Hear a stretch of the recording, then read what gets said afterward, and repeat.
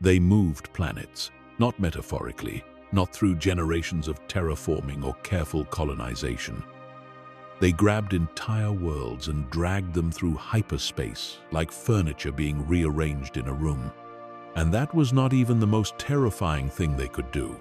There were civilizations in this galaxy so ancient that the Sith seem recent by comparison.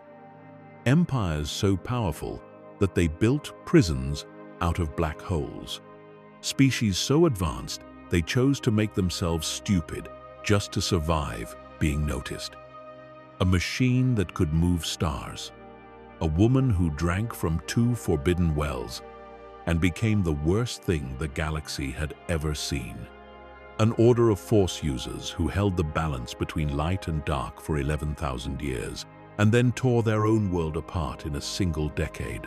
Every single one of them is gone now, and almost nobody remembers why. This is the story of what came before everything you think you know. The civilizations that built the galaxy, ruled it, broke it, and vanished. Each one rising further than the last thought possible. Each one falling in a way the next one swore would never happen to them.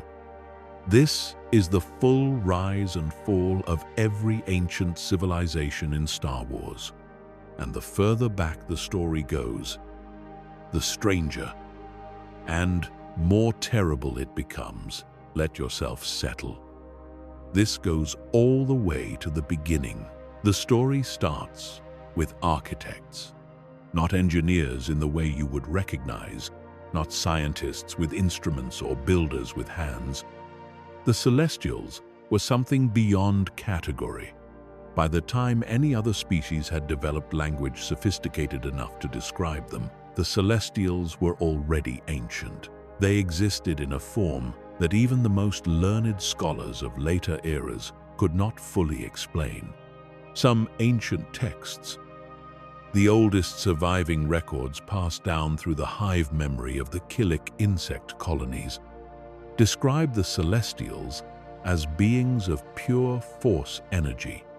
Not beings who used the Force, not beings who were sensitive to it, beings who were composed of it. Living rivers of cosmic power that had taken on shape and intention. Other accounts suggest they began as something more recognizable. Perhaps corporeal creatures, not entirely unlike the species that would follow them, but that over unimaginable spans of time they evolved beyond physical limitation entirely. They changed their shape at will.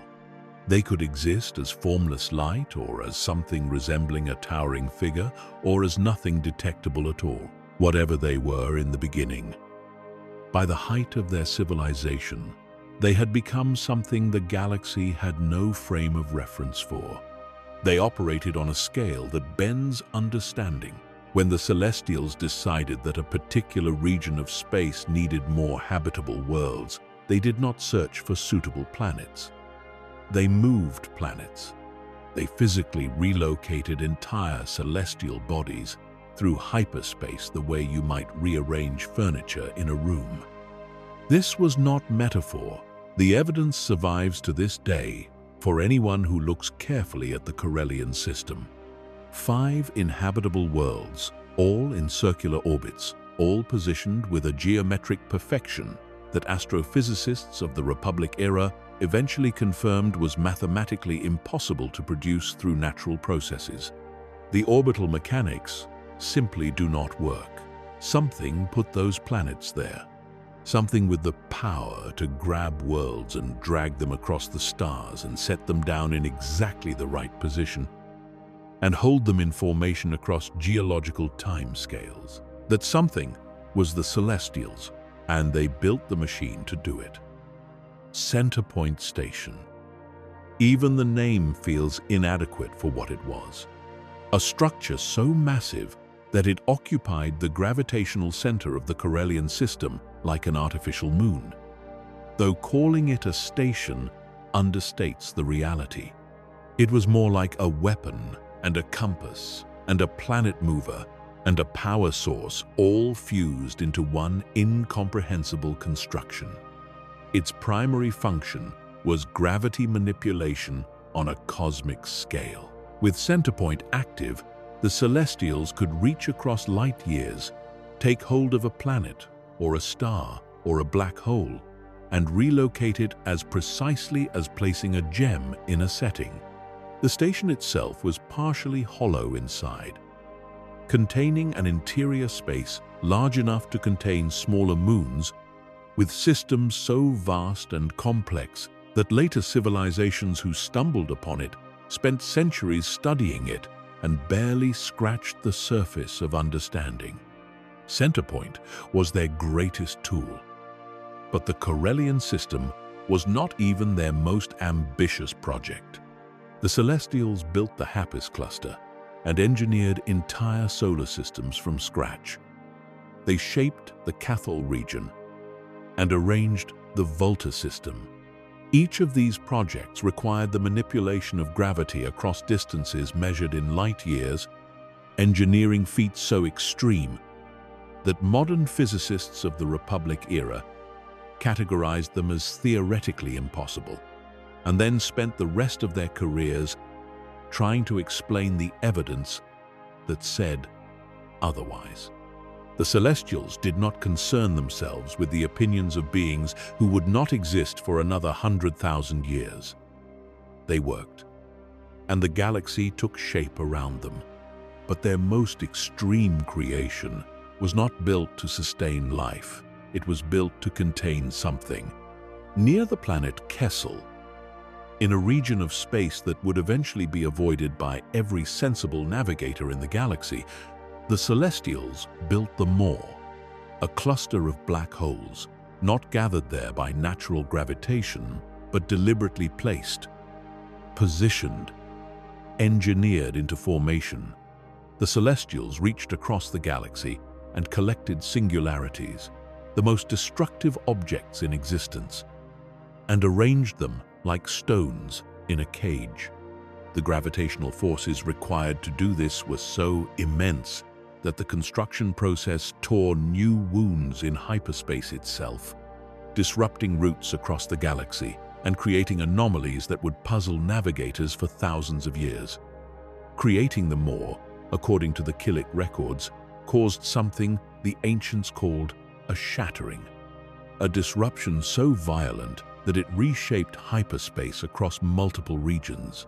The Celestials built a prison made of black holes. The prisoner was not yet determined. That would come later. For now, understand only that the Maw existed, floating in space near Kessel like an eternal warning sign in a language nobody had learned to read. And then there was the boundary. The Celestials did not only engineer the interior of the galaxy, they shaped its edges. At some point in their long reign, they constructed a barrier around the entire galaxy's perimeter, a network of gravitational disturbances woven into the fabric of hyperspace itself. At the galactic rim, the barrier showed up as dangerous and nearly unnavigable anomalies in what would later be called the unknown regions, the western edge of known space. Hyperspace routes into and through that vast territory became so tangled and treacherous that even the most advanced civilizations of later ages largely gave up trying to map them. Entire fleets had attempted to penetrate the unknown regions and been lost without a trace. The reason was that the Celestials had closed those routes deliberately. Why would anyone build a galactic fence? Two theories survived into later eras. The first suggested the Celestials were protecting the galaxy from something outside it, some threat from the intergalactic void, so dangerous that even they felt the need to seal the border. The second theory pointed inward. Perhaps the barrier was not meant to keep something out. Perhaps it was meant to keep something in. Some scholars believed the Celestials were attempting to contain the Rakata before they could spread beyond galactic space. Others believed the barrier was related to a predatory extragalactic entity called Mgal, a consuming intelligence that had allegedly destroyed entire civilizations in the distant past. Whatever the truth, the barrier stayed in place long after the Celestials were gone. It became one of the most enduring monuments to their power. Invisible, unremovable, permanent, the fence they built still stood thousands of years later when the Empire and the New Republic struggled to map the unknown regions and failed. The Celestials did not work alone. An enterprise as vast as shaping an entire galaxy required help, and the Celestials were practical enough to recruit it. Over the long span of their dominance, they reached out to the younger species of the galaxy and drew them into their project. Some of those species came willingly, eager for the knowledge and the privilege of participating in the great work. Others had little choice, and a few, remarkably, chose to hide. The first and most important of the recruited species were the Killiks, insect creatures, hive minds. Each Killik colony functioned as a single distributed consciousness, thousands of individual bodies operating in perfect coordination through a shared awareness that no single individual possessed on its own. For massive construction projects requiring sustained, coordinated effort across enormous distances, the Killiks were the ideal workforce. The Celestials recognized this and spread Killik colonies along major hyperspace routes throughout the galaxy, positioning the hives where they would be most useful. And the Killiks worked.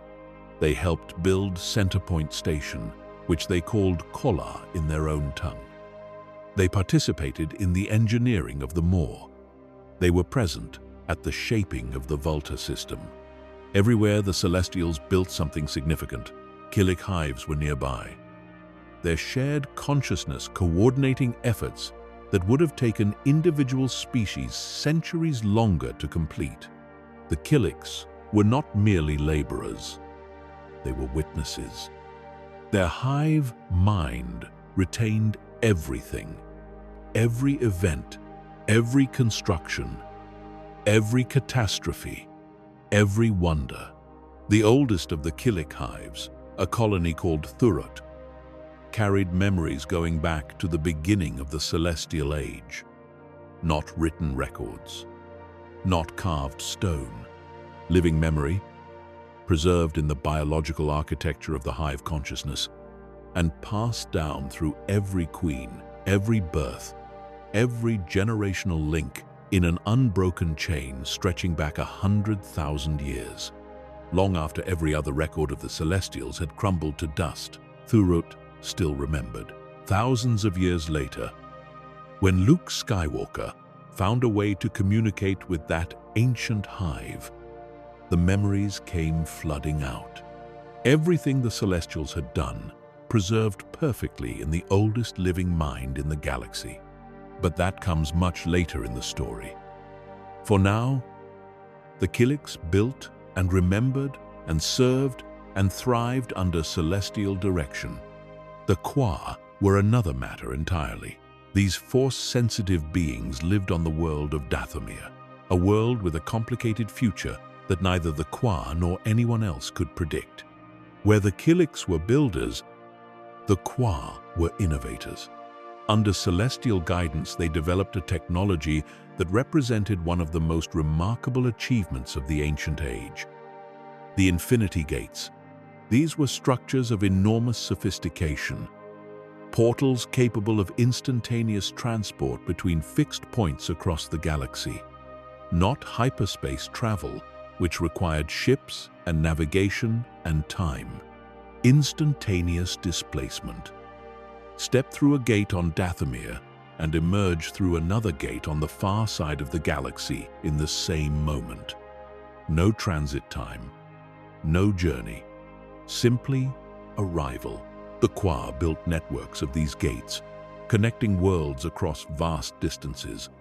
Under celestial oversight, The gates served as infrastructure for the ancient civilization, allowing rapid movement of people and resources and information across a galaxy that would otherwise have taken lifetimes to traverse. The Kwa tended their gates carefully. They understood the technology deeply. They understood that careless use of the gates created what they described as wounds in Dathomir, tears in the fabric of space that echoed through the Force like scars. They were careful with what they had built. They were not careful enough, as it turned out. But that failure came from outside, not from within. For the duration of the Celestial Age, the Kwa maintained their gates and their world and their place in the great project. They were trusted. They were valued. They had access to the highest levels of ancient technology. And when the age ended, that access would become a liability rather than a privilege. The Gree occupied a different position in the celestial hierarchy. Where the Killiks built and the Kwa opened doorways, the Gree learned. They were technologists before the Celestials arrived, already an advanced species with their own understanding of physics and engineering. The Celestials recognized this and incorporated Gree expertise into their work, teaching them more advanced concepts and allowing them to observe and participate in projects that no other species had access to. The Gree absorbed everything they could.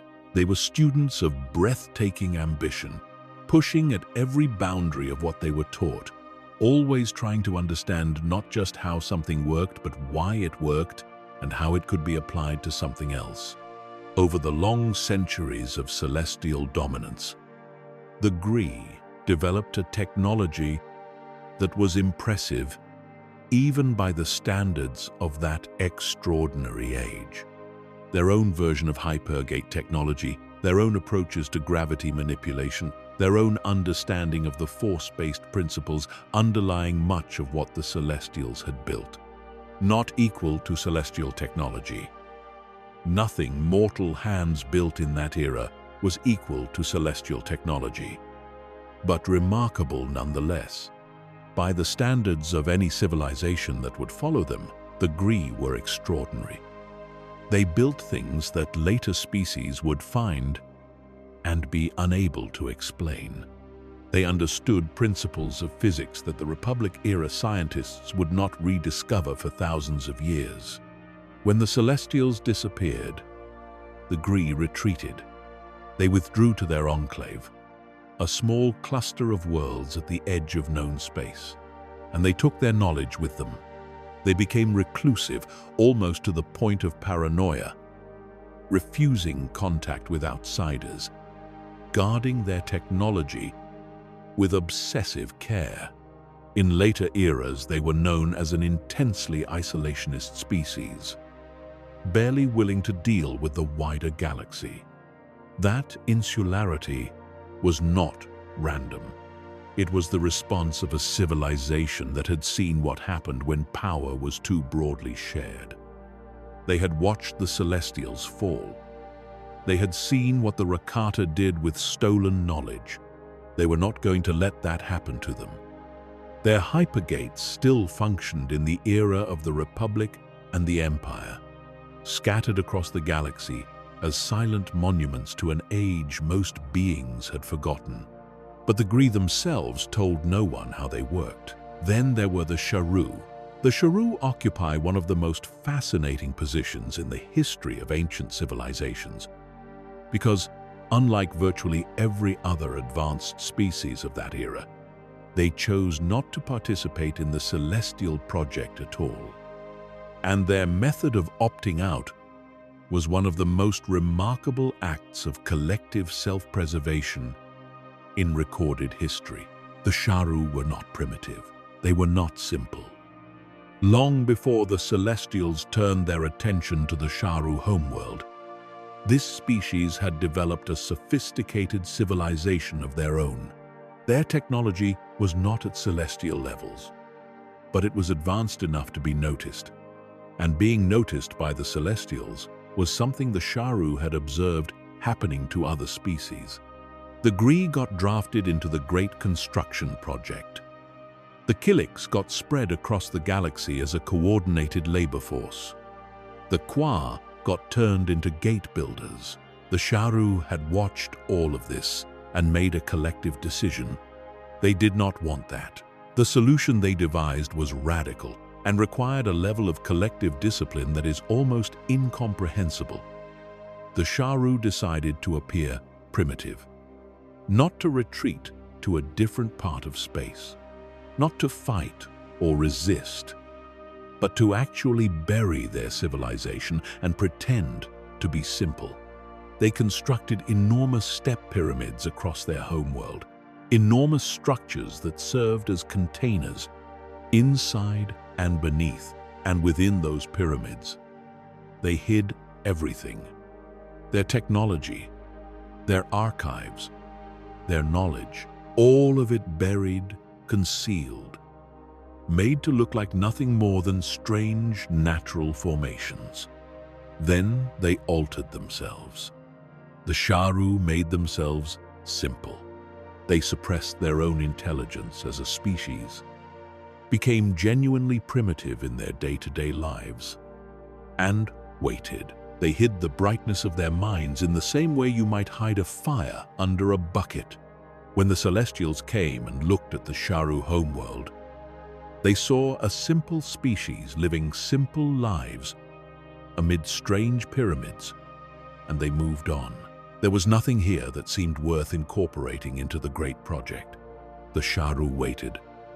They endured generations of self-imposed dimness, their greatest knowledge locked away in stone, while the galaxy went on without them. It was not until long after the Celestial Age had ended, long after the immediate danger had passed, that the Sharu slowly began to reclaim what they had hidden. The pyramids eventually gave up their secrets. The buried knowledge came back out. The species gradually restored itself to something approaching its former sophistication. But the memory of why they had hidden remained. The Sharu had seen what cosmic ambition did to the species that got caught up in it. They wanted no part of the great work. They wanted only to endure. In a galaxy full of civilizations that had reached for the stars and paid terrible prices for the reaching, the Sharu had chosen quiet survival over magnificent participation. And they had survived. There were others. The Kalumi, whose minds were enormous and whose bodies had grown vestigial from a lifetime of pure intellectual pursuit, simply retreated to their homeworld and stayed there. The Kumunga of Tatooine, who would eventually be devastated by the Rakata and driven underground to become the Sand People and the Jawas. Various other species touched in various ways by the celestial presence, shaped by proximity to powers too vast to fully comprehend. Every species in the galaxy of that era existed in some kind of relationship to the Celestial Project, whether they knew it or not. And the Celestials themselves continued their great work, moving planets and seeding life and shaping hyperspace and building prisons. They planted human populations in the core worlds, possibly originating humanity itself in a deliberate act of species seeding. They oversaw the development of dozens of civilizations across the galaxy. They arranged the conditions under which life would flourish. They were gardeners, cosmic gardeners, who treated entire star systems as soil.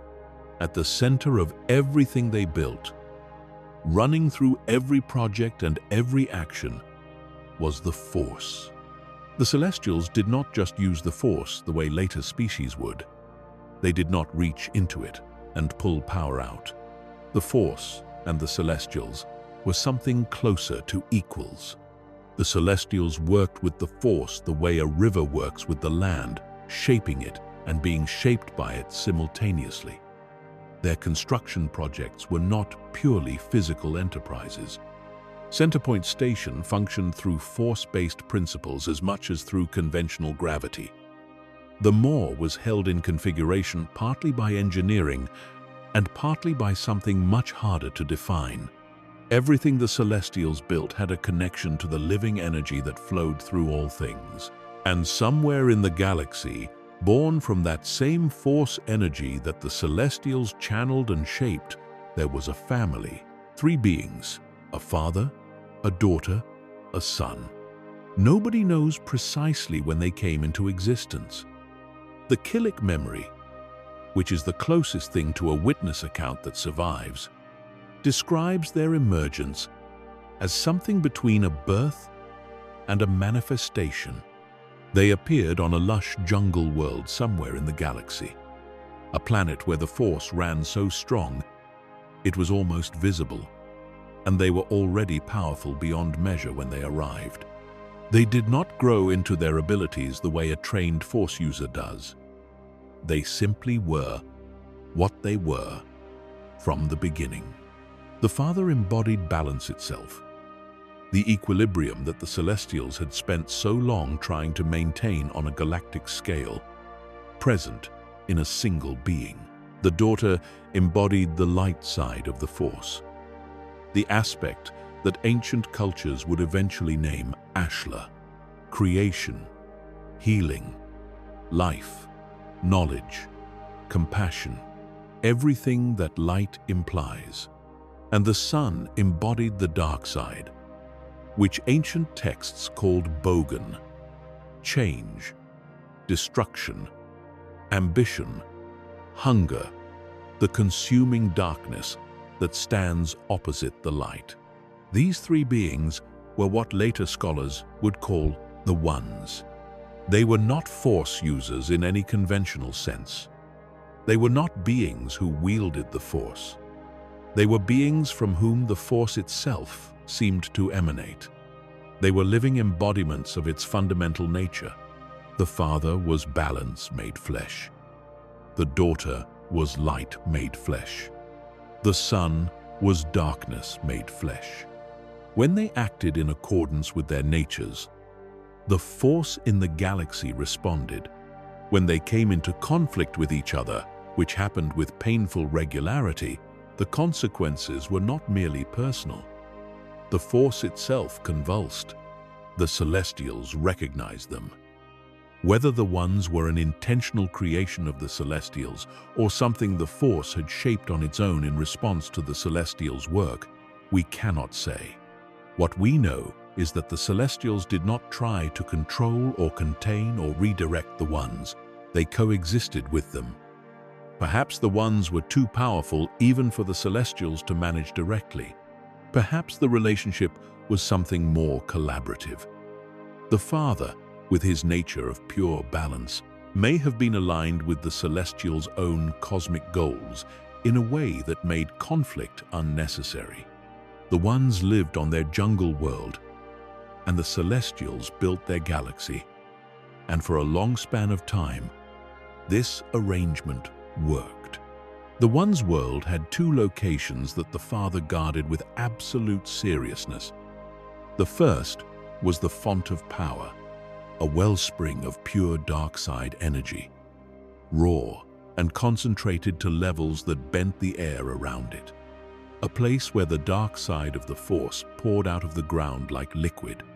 The second was the Pool of Knowledge, light side energy in its most refined form, gathered in a still pool that shone with a light that came from no visible source.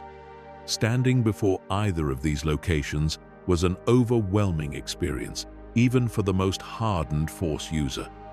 Using them was another thing entirely. The Father forbade it. He told his children, told anyone who came near, that the font and the pool were not for mortal use, not even for beings as powerful as the Ones. Some forces were not meant to be consumed. For a long time, nobody listened. The Son went to the Font of Power in secret. He knelt at that pulsing darkness and drank from it, and the dark side flooded into him in a torrent that would have destroyed a lesser being. His strength multiplied enormously. His emotions, already intense, became overwhelming. His ambitions, already vast, grew into something with no ceiling. He emerged from the font as a version of himself that no longer had much interest in balance or restraint. He was the darkness now, deeper than he had ever been. The daughter made her own choice and bathed in the pool of knowledge. Light poured into her. Infinite wisdom, the accumulated knowing of the force itself, flowing through a being already built to hold it. She emerged, transformed. Her abilities expanded to match her brother's new power. Her understanding of the universe widened into territories of insight that no other living being had ever reached. Both of them told themselves stories about why they had done it. The son believed more power would help him better serve his purpose. The daughter believed greater wisdom would help her protect life more effectively. They were not telling the truth even to themselves. They had simply wanted more than they had, and they had taken it.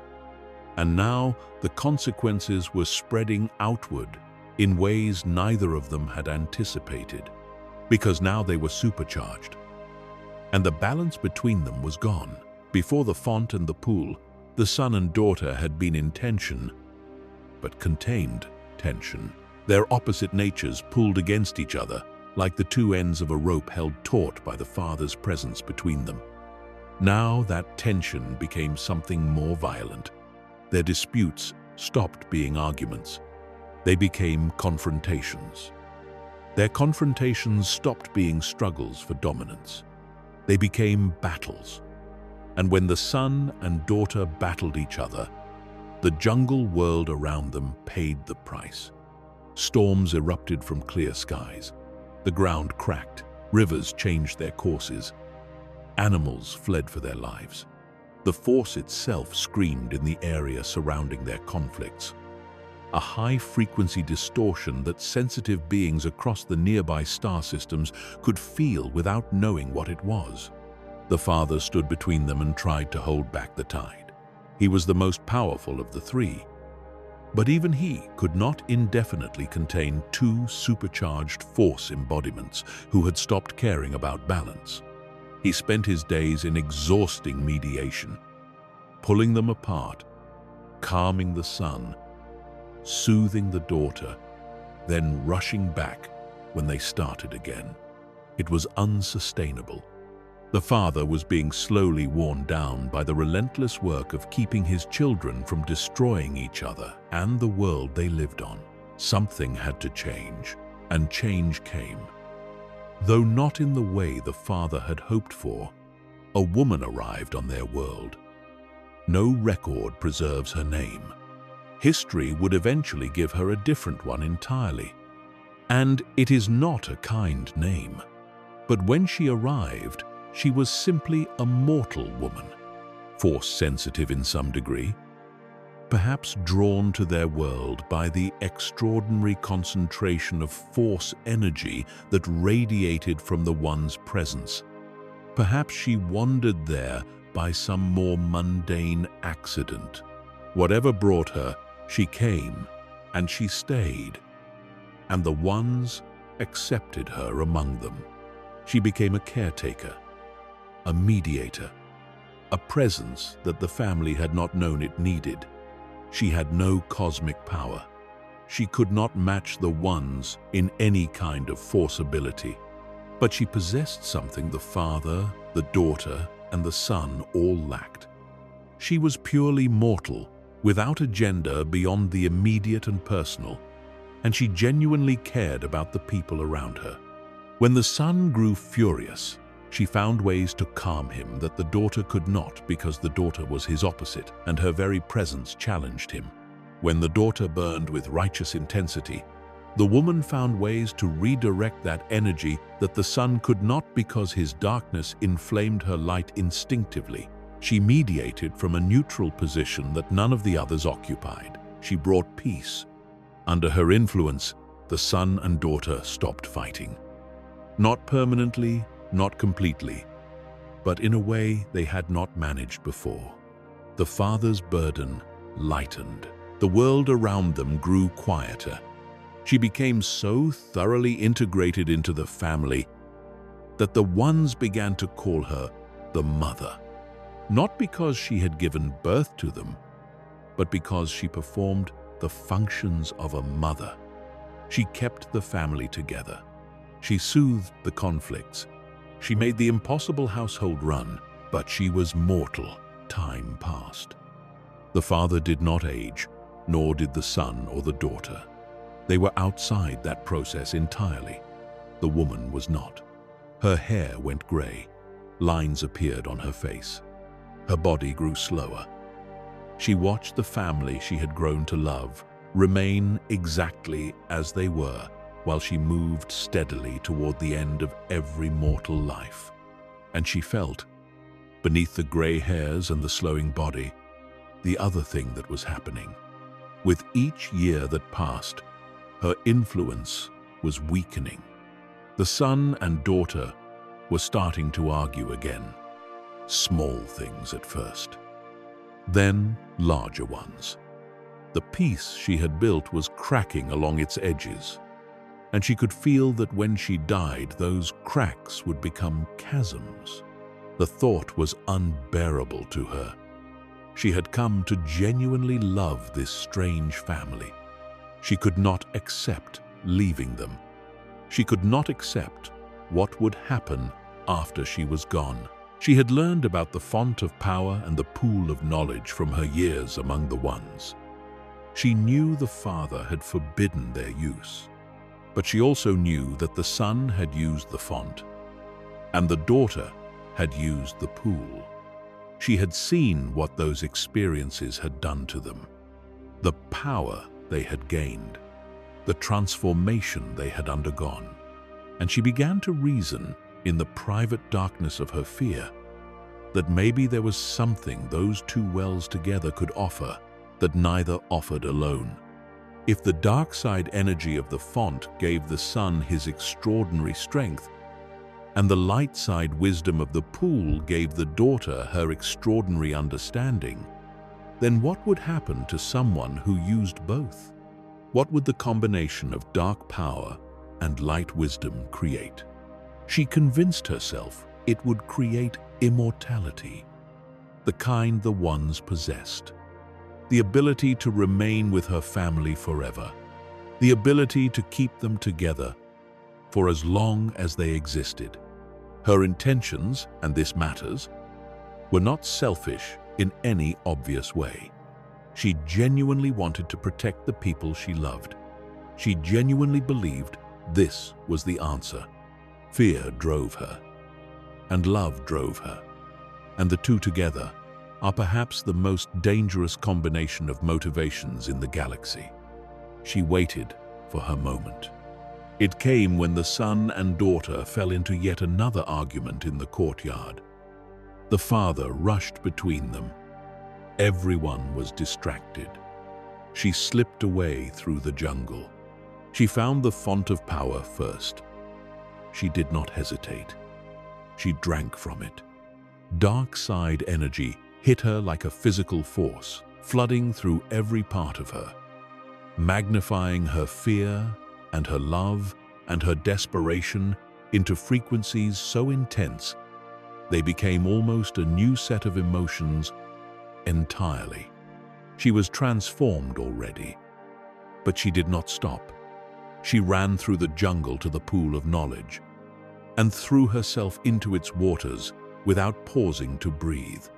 Light poured in behind the darkness. Two opposite energies of incomprehensible power met inside a body that had been built to hold neither one. The father felt it immediately. He rushed to the pool and used everything he had to pull her out of the water. He was too late. The process was already complete.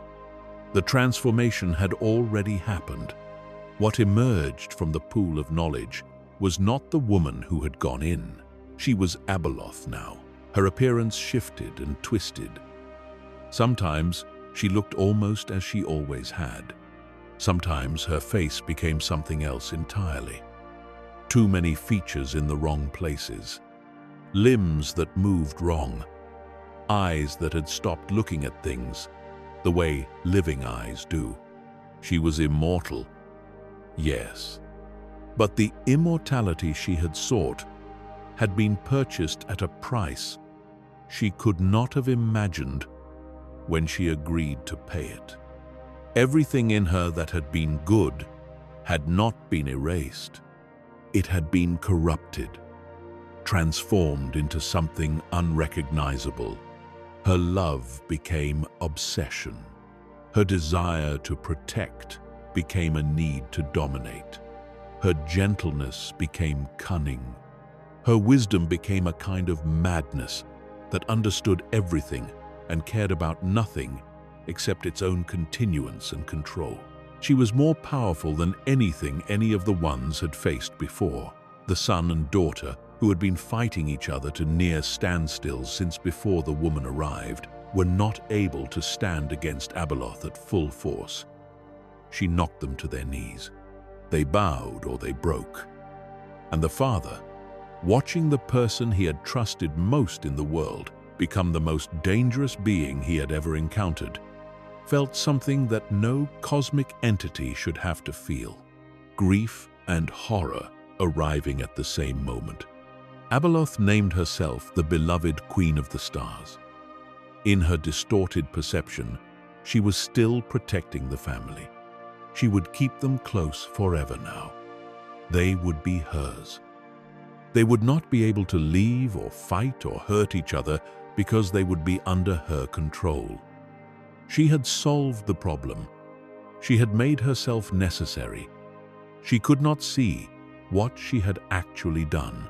The son, in a moment of what might have been the most characteristic decision of his existence, considered aligning with her.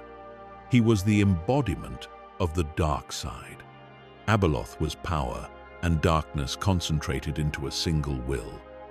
For a brief moment, he may have believed they could work together and finally defeat the daughter and the father and reshape everything according to the dark. But Abeloth did not want partners. She wanted subjects. The son realized quickly that she intended to dominate him just as thoroughly as everyone else. His potential alliance died before it started. He switched sides entirely and stood with his family against the thing the mother had become. Across the galaxy, the effects of Abeloth's transformation spread outward through the Force like ripples in water after something enormous drops in. Force-sensitive beings reported nightmares. Animals behaved strangely, for reasons no one could identify. Stars appeared to dim. The natural order that the Celestials had so carefully maintained began to wobble at its edges. Reality was under stress. Something had broken, and everyone in the galaxy felt it, even if none of them knew why. The father made his decision. Abeloth had to be contained. He grieved. He acted anyway. He separated his children from her, pulling them away, and buying himself time with the knowledge that alone and isolated, she was powerful, but not immediately mobile. Then he sent a call through the Force, reaching out to every Celestial who remained. This was an emergency unlike anything that had come before. Everything was needed. Every remaining Celestial answered the call. So did the servant races. The Killiks mobilized their hives. The Gree brought their technology. The Qua prepared their gates. And then the father asked his children for something unprecedented. The daughter and son merged their consciousness with the Killik hive mind, specifically with the ancient Thurut colony. By joining directly with thousands of Killik workers, they could channel their force abilities through the entire swarm. Every Killik became temporarily an extension of the One's will. Workers who had spent their lives building nests and tending eggs suddenly found themselves conducting engineering on a scale that should have been impossible for mortal creatures. Force abilities flowed through them. Godlike power worked through mortal hands. Together, the combined force of Celestials and their servant races set out to build the most ambitious thing they had ever attempted. They were going to build a prison. They were going to trap Abeloth in a cage made of black holes. Centerpoint Station was the key to everything.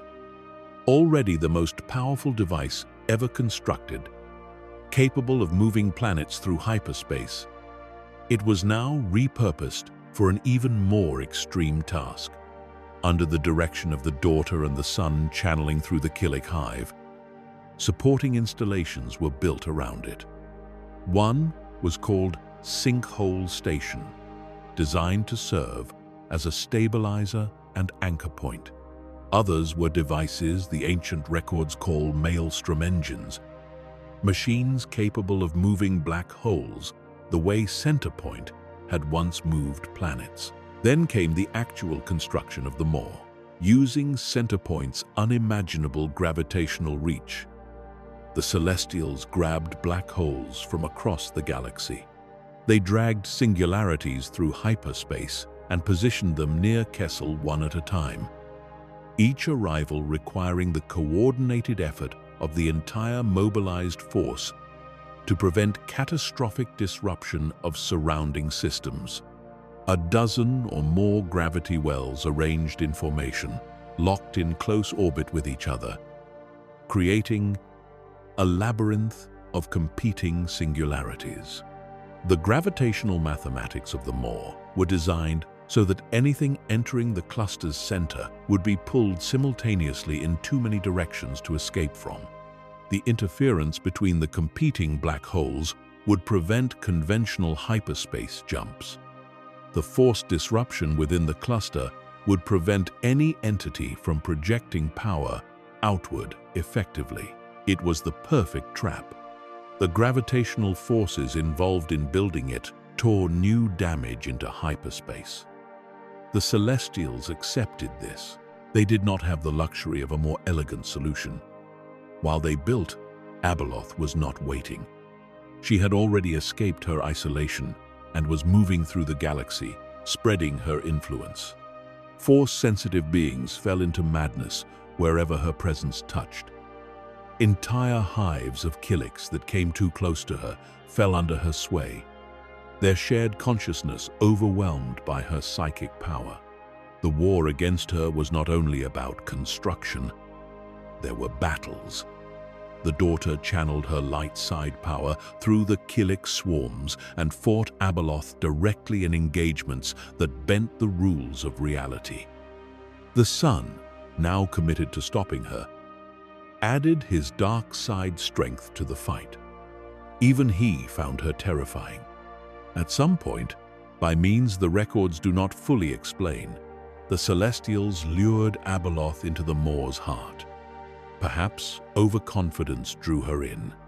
Perhaps a deception was arranged. Perhaps she genuinely believed she could break through, and the calculation proved wrong. What matters is that she entered the cluster's center. Centerpoint Station activated with its full power. The gravity configuration locked in its final arrangement. The black holes settled into their intended formation. The prison closed. Abeloth was trapped. The Daughter paid an additional price to seal the binding. She poured a massive portion of her light side essence into the Maw's structure, creating a force seal that would reinforce the physical containment. It diminished her. The texts describe it carefully, distinguishing between death and depletion. The Daughter survived but weakened. Her power substantially reduced from what it had been before that sacrifice. Some ancient poetic sources describe it as the Daughter's light going out to quell the darkness, which foreshadowed something that would come much later. For now she lived, but changed. The war of the Force Gods was over. Abeloth was contained. The chaos had been stopped, but the galaxy had lost its shepherds in the process. and the cost of victory was written across everything that came next. The celestial civilization had been shattered by the effort. Many had perished in the fighting against Abeloth, or had been drained by the extraordinary force expenditure required to build and seal the Maw. The records become fragmentary around this point, which itself tells a story. The civilization capable of producing detailed accounts of its own activities was no longer functioning as it once had. The father stood amid the aftermath and made a decision about his children and himself. He led the daughter and the son to Mortis. This was a pocket realm the Celestials had created, a place that existed outside normal space and time. Not a planet in any conventional sense. A self-contained reality shaped by the Force, accessible only through a specific gateway that could be opened with the right combination of ability and knowledge. The father took his children into Mortis and sealed the gate behind him. From that point forward, the Ones were gone from the galaxy, present only in their enclosed realm, where the father could keep the balance between son and daughter, maintained in isolation, where their eternal conflict would not tear the wider universe apart. It was refuge and prison simultaneously. The father chose it because he had run out of other options.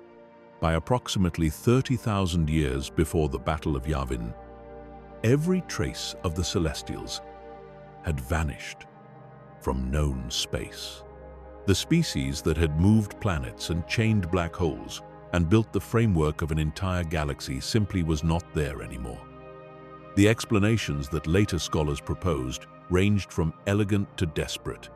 Perhaps the Celestials transcended entirely into the Force, becoming part of the energy they had spent eons manipulating.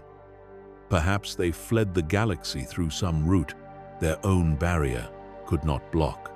Perhaps the war with Abeloth had broken them more thoroughly than even the surviving records indicate. One scholar named Innsmouth Bowen proposed that the barrier the Celestials had built around the galaxy became their own trap, that weakened by the war and then attacked by the Rakata who were already rising. The remaining Celestials had nowhere to go. Nobody knows the truth of it. The Celestials left no farewell. They left no explanation. They left only what they had built, and they left the galaxy to whatever came next. After the Celestials vanished, after the Ones sealed themselves in Mortis, after the Great War against Abeloth ended and the Maw was sealed, the galaxy entered a period that later historians would call the Echo Epoch, an age where only echoes remained. The things the Celestials had built kept existing without the Celestials there to tend them.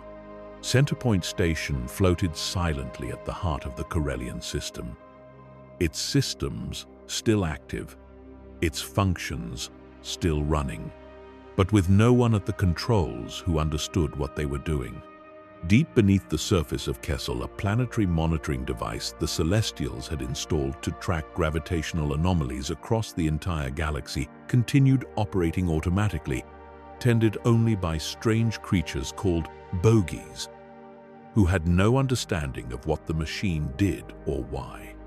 Sinkhole Station maintained its vigil near the Maw, holding the black hole configuration stable, fulfilling its purpose with no one left to give it new orders. These structures became legends. Spaces told stories about ancient machines that did impossible things. Most people dismissed the stories as superstition. The machines did not care whether they were believed in. They kept running. And among those who had participated in the great work, the aftermath played out differently for each. The Killiks carried the most complete record of what had happened. Thurut, the oldest hive, had been present for almost everything. Its collective memory held the full story of the Celestials and the Ones and Abeloth and the construction of the Maw. It remembered in the way that only a living mind can remember, not as archived data, but as lived experience woven into the tissue of consciousness itself. But the Kilix were not permitted to stay where they were. Before the Celestials disappeared entirely, they issued one final command to the Hives. The Kilix were to be relocated to the unknown regions, removed from the galactic core, emptied from Alderaan, where many of the largest and oldest hives had been established, and scattered beyond the boundary of known space. The reasons the Celestials gave were not entirely clear, or if they were clear, the full reasoning did not survive. Some accounts suggest the Kilix were being punished for something, perhaps in the chaos of the war against Abeloth. Some hives had done things the Celestials disapproved of. Perhaps some had fallen under Abeloth's influence and then been pulled back, but not trusted afterwards. Other accounts take a more practical view, suggesting the Kilix had a tendency to consume ecosystems, that their hunger for resources and nest-building materials made them a threat to the younger civilizations that would need to develop in the Celestials' absence. Their own homeworld had already been devoured by their expansion. They were being removed from proximity to other inhabited worlds before they could do the same damage elsewhere. The Kilix went because they had no choice. The hives were cleared from Alderaan.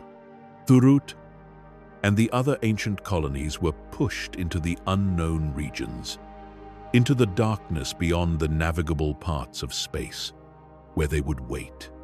For how long? Even they did not know. Behind them, on Alderaan, they left the hive mounds, enormous structures of dried biological material, complex and layered, and clearly constructed by something with intelligence and coordination.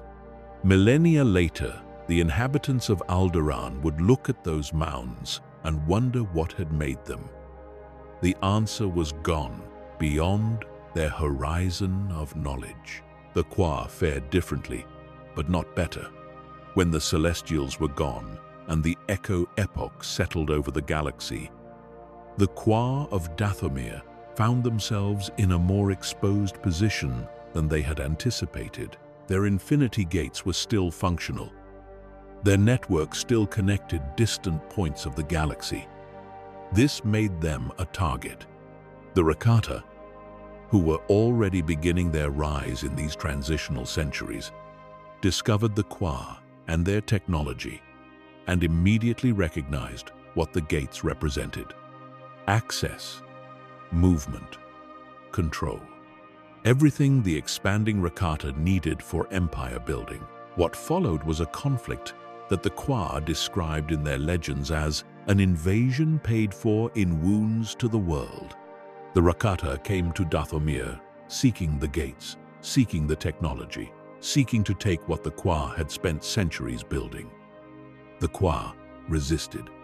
When resistance proved insufficient, they made a choice that mirrored what the Sharu had done with different methods. They destroyed their own gates rather than surrender the technology. They dismantled and buried their most advanced systems. They reduced themselves deliberately, choosing diminishment over conquest.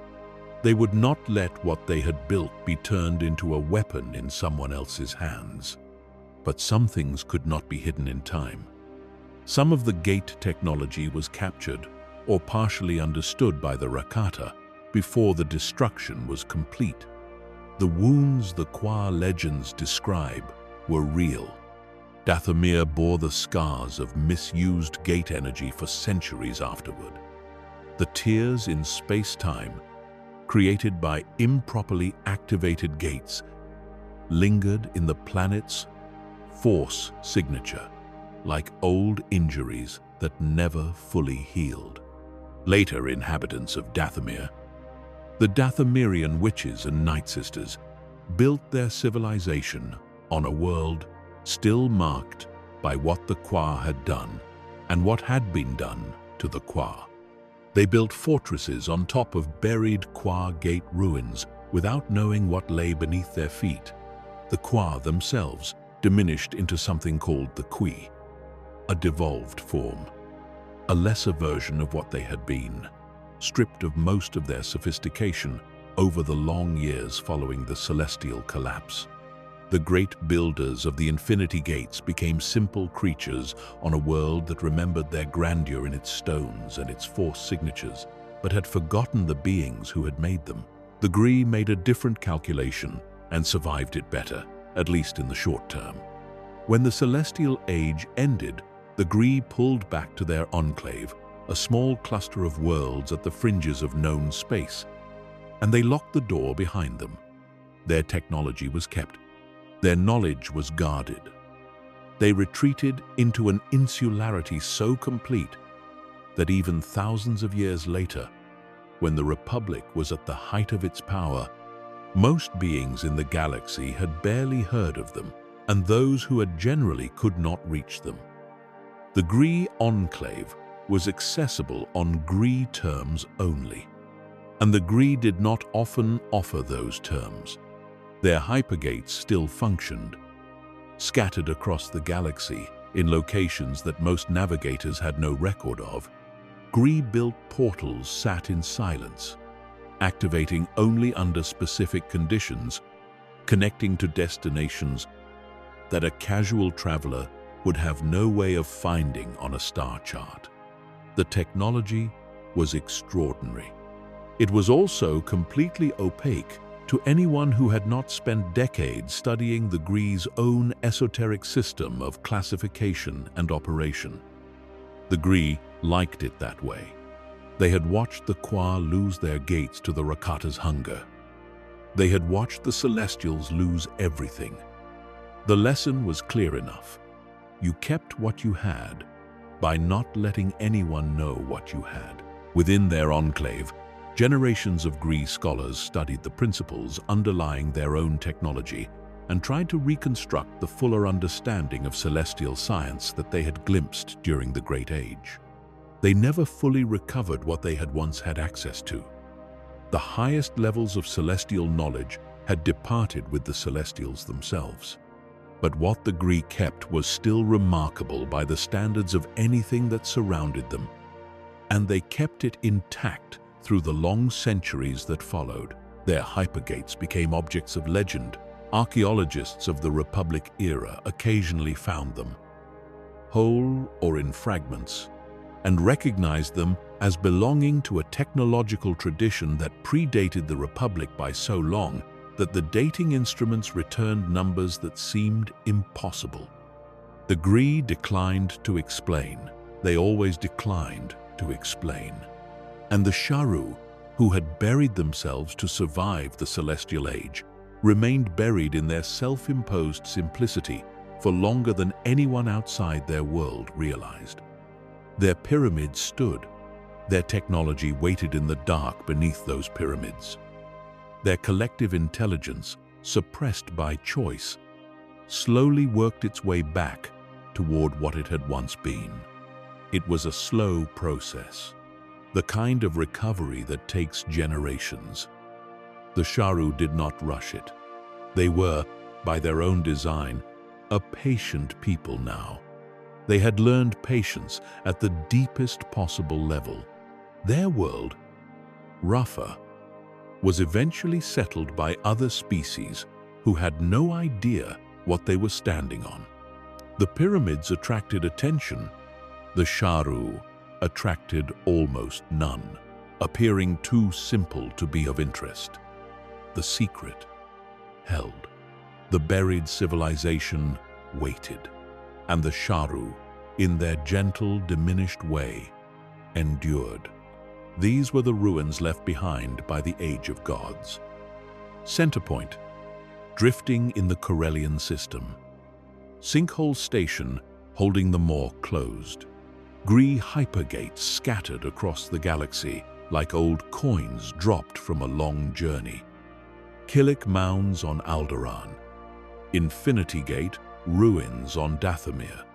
The hyperspace barrier at the galaxy's edge the unknown regions tangled and impassable, and somewhere in a pocket of space that did not connect to any known coordinate system, a family of 3 eternal beings, maintaining a balance that the whole galaxy depended on without knowing it.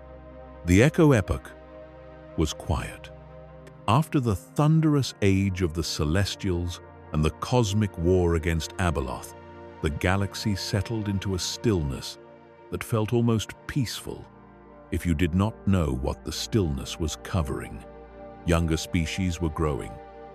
New civilizations were taking their first steps toward agriculture. Then cities, then the stars. They moved through a galaxy that had been shaped for them by hands they would never see, walking on worlds that had been placed in their orbits by a civilization that left no personal records, speaking languages that contained, buried deep in their roots, words borrowed from the oldest tongues that had ever existed. They had no idea what had come before them. And into that stillness, from a tropical world called Leon, a species called the Rakata began to rise. They were amphibious humanoids, broadly bipedal, with a natural connection to the dark side of the Force that was built into their biology rather than cultivated through training. They were not ignorant when they began their ascent. They had been serving the Celestials for a long time, working alongside the great architects as a minor part of the larger project. During that service, they had watched. They had learned. They had observed the technology being used around them and absorbed as much understanding of it as they could. And when the Celestials were gone, when the galaxy's masters disappeared and left no obvious successor, the Rakata saw a vacancy and began calculating how to fill it. Their natural Force connection was a dark side one. Not because they had chosen darkness through philosophy or through corruption or through the kind of moral deterioration that later dark side users went through. The Rakata simply were as they were. The dark side was their element, the way water is an element for fish. It was the medium in which they naturally moved and breathed and acted. This gave them advantages that a neutral Force user would not have had, particularly in the immediate aftermath of the Celestial Age, when dark side resonances lingered strongly in certain parts of the galaxy. What it also gave them, and this is the thing that mattered most in the long run, was a tendency toward cruelty and domination that had no counterweight built into their nature. There was no code, no philosophy of balance, no tradition that said, here is where power ends and restraint begins.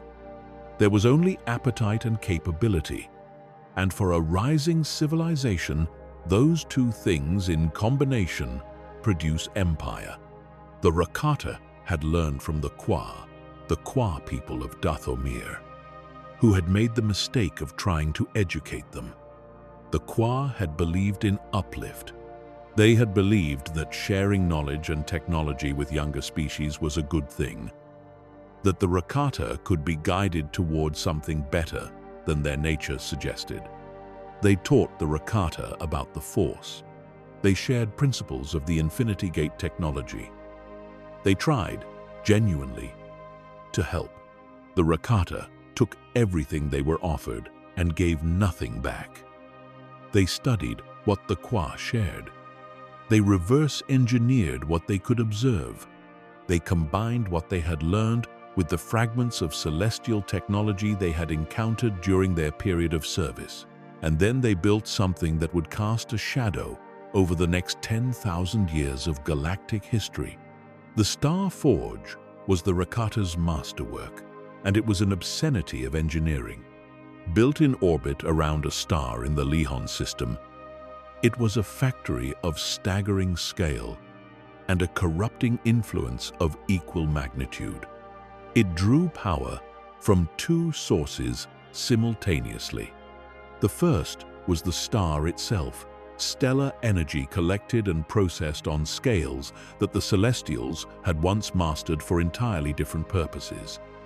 The second source was the dark side of the Force. Specifically, the fear and suffering and hatred of Force-sensitive beings fed into the system as fuel. The Rakata captured Force-sensitive species and used their terror and anguish as a power source. The more they suffered, the more the Starforge produced. The more it produced, the more ships and weapons the Rakata had to capture more slaves. The cycle was self-reinforcing. It was an engine of conquest that fed itself with the pain of the conquered. What the Starforge produced, primarily, was warships, an endless stream of them. As long as the slaves suffered and the star burned, the factory kept building. The Rakata never had to worry about depleting their fleet. They simply needed to maintain the supply of misery that powered the machine.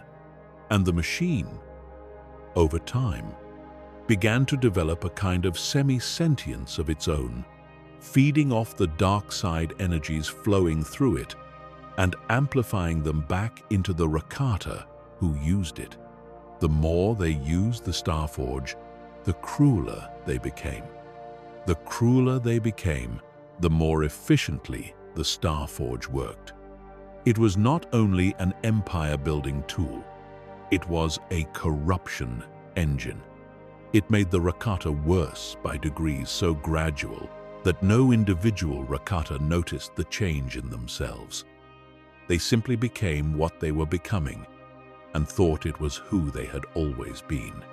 The Infinite Empire, as the Rakata's dominion came to be called, grew at a pace that no other civilization in the galaxy's history had matched. From Lehon, their ships spread across the stars, targeting Force-rich worlds first, because Force-sensitive populations were more valuable as power sources for the Starforge. Kashyyyk fell to them. The Rakata installed a terraforming machine meant to accelerate plant growth and produce more biomass for their needs. The machine malfunctioned catastrophically and turned Kashyyyk's forests into a nightmare of enormous Roshia trees, making the planet nearly impossible to navigate at ground level. The Rakata did not fix it. They moved on. Korriban, which would one day bear a very different significance. Coruscant, where early humans were enslaved and put to work. World after world after world. At its height, the Infinite Empire encompassed approximately 500 worlds. This number sounds impressive until you consider what the Celestials had managed, the thousands of star systems they had influenced across a much longer span of time. But the Celestials had been building, the Rakata were consuming. 500 worlds of slaves, 500 worlds of resources stripped and populations exploited and dark-side energy harvested, all feeding into the Starforge, all producing ships, all funding the next expansion. The galaxy that had just emerged from the silence of the Echo Epoch had found its new tyrants. And this time, there were no Celestials left to eventually call them to account. What they built was an empire without a conscience. What they left behind, when it finally ended, was a scar that the galaxy would carry for tens of thousands of years. But that is a story for the second half of this telling. For now, let the darkness settle. Let the ruins of the Celestials stand silent in the deep of space. Let Thurut carry its memories in the unknown regions. Let Sinkhole Station hold the maw closed around its prisoner. Let the Kwa gates lie buried under Dathomir's soil. Let the Sharu sit in patient diminishment beneath their pyramids. Let the Gree guard their enclave and their secrets. Let the Rakata rise in the darkness, building their terrible factory, filling the galaxy with the sounds of chains. The oldest age has passed. The Middle Age is beginning. And in the Middle Age, everything the Celestials tried to prevent is about to happen anyway. Rest. There is still so much story left to tell. The Infinite Empire did not decay slowly. That is the thing most people assume about empires when they picture their endings. A long and gradual softening, a slow loss of ambition, a quiet reduction of borders over generations until one day the name on the maps changes and nobody particularly notices. The Rakata did not get that kind of ending. They got something else entirely. Something faster and stranger and more total. But before the ending came, they had a peak. And the peak is worth understanding because it shows you exactly what kind of civilization this was. At the height of Rakata power, the galaxy looked nothing like it would in any era you might be more familiar with. The Republic did not exist. The Jedi did not exist.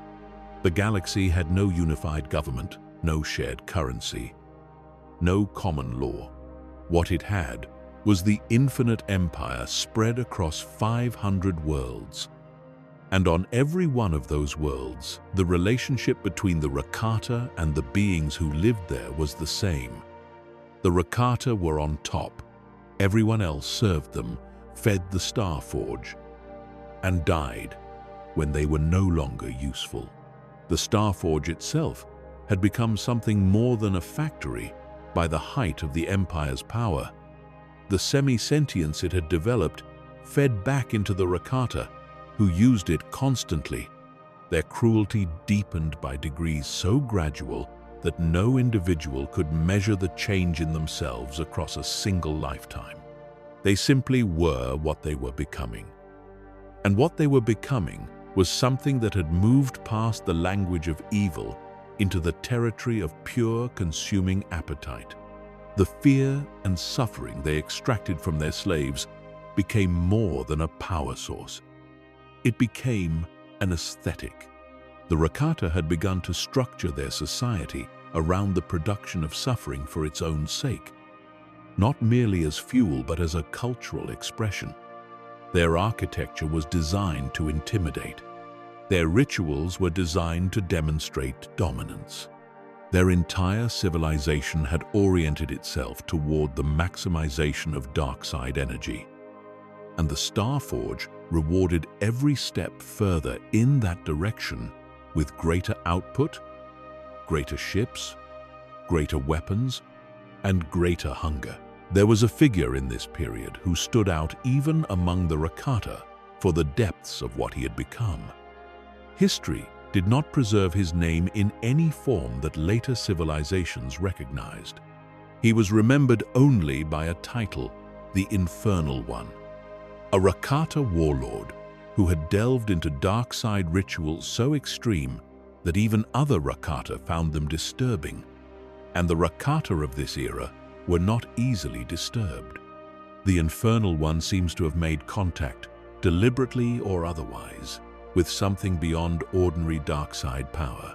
Fragments of Killik memory and a few surviving Rakata records suggest he may have found artifacts from the Celestial era that gave him visions of the Maw, glimpses of what was locked inside those chained black holes. Whether he understood what he was seeing, whether he communed knowingly with the echo of Abeloth's imprisoned consciousness, or simply stumbled upon power that he could not fully comprehend, the result was the same. He became something his own people could not manage and refused to trust. The Rakata imprisoned him, not in one of the slave facilities they maintained across the Empire. They put the Infernal One in a special installation on the planet Belsavis, a facility the records called the Eternity Vault. They sealed him in stasis. A Rakata, imprisoned by Rakata. Because even among a species that celebrated cruelty and appetite, this one had gone somewhere. The others were not willing to follow. He would remain there for thousands of years, sealed and frozen, waiting for someone to eventually find the vault and make the mistake of opening it. The Rakata were meddling with things the Celestials had once kept in check, and the universe appeared to be keeping score.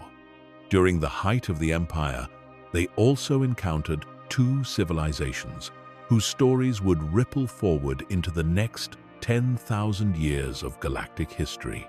The first encounter was with the Gree, who were still maintaining their enclave with characteristic caution. The Rakata pushed against the Gree boundary, and the Gree pushed back hard enough that even the Empire's appetite for conquest determined that the cost of overrunning the enclave was not worth the gain. The Gree were driven further back into isolation. Their territory reduced, their contact with the wider galaxy reduced further still. Another ancient culture diminished by the Rakata's passing. Another echo of the Celestial Age squeezed smaller. The second encounter was with the Sith species on Korriban, and this one had consequences that cascaded forward across the next 25,000 years. The Sith were old. Not old in the way the Rakata were old, or the Gree, or the Kwa. Old in the sense of deep roots that had grown in one place for a very long time, without the benefit of space travel or external contact. They were a species of red-skinned humanoids who had evolved on Korriban in an environment where the dark side of the Force ran through the soil and the air and the rock itself. The planet was a dark side nexus in ways that later scholars would spend generations trying to fully understand.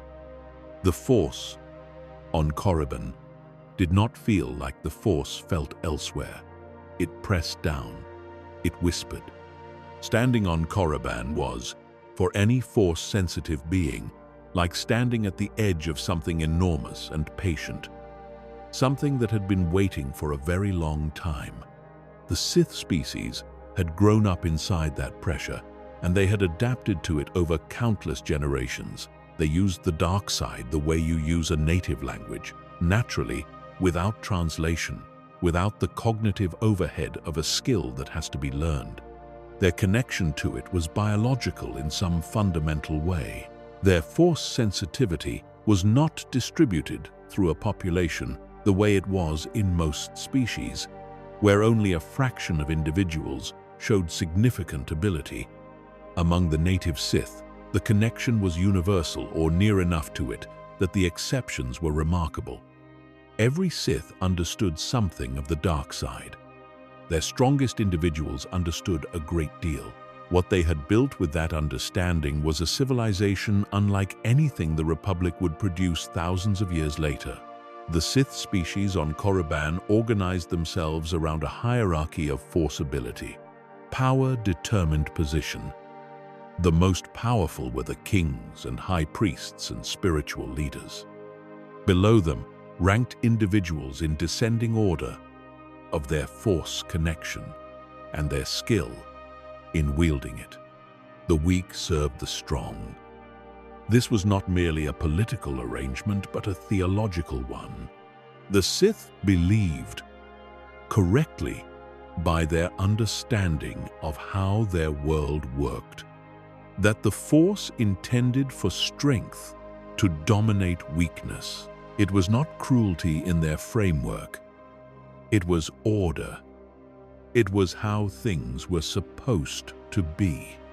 Their magic, which is the closest word the common tongue offers for what they practiced, was sophisticated in ways that the later Sith Empire would spend centuries trying to fully reconstruct. They did not call it the dark side in their own language. They called it something that translated approximately as the blood of Korriban, which gives you a sense of how deeply rooted their practice was.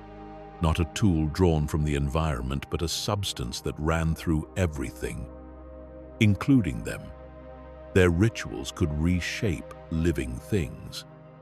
Their most powerful practitioners could alter the nature of animals, fusing species together, drawing out buried potentials, creating creatures that should not have existed. The tombs they built for their greatest leaders were not merely burial sites, but active force constructions. Infused with the personality and power of whoever lay within them, capable of interacting with anyone sensitive enough to perceive them. The spirits of dead Sith kings did not simply depart. They lingered in their tombs, consulting with the living, advising, testing, occasionally possessing. This was the civilization the Rakata found when their expansion carried them to Korriban's coordinates. The Rakata recognized immediately what they had found. A world thick with dark side energy, a species whose entire biological and cultural existence was oriented around that energy, and a population of force-sensitive individuals who could be harvested to power the Starforge. From the Rakata perspective, this was an extraordinary resource.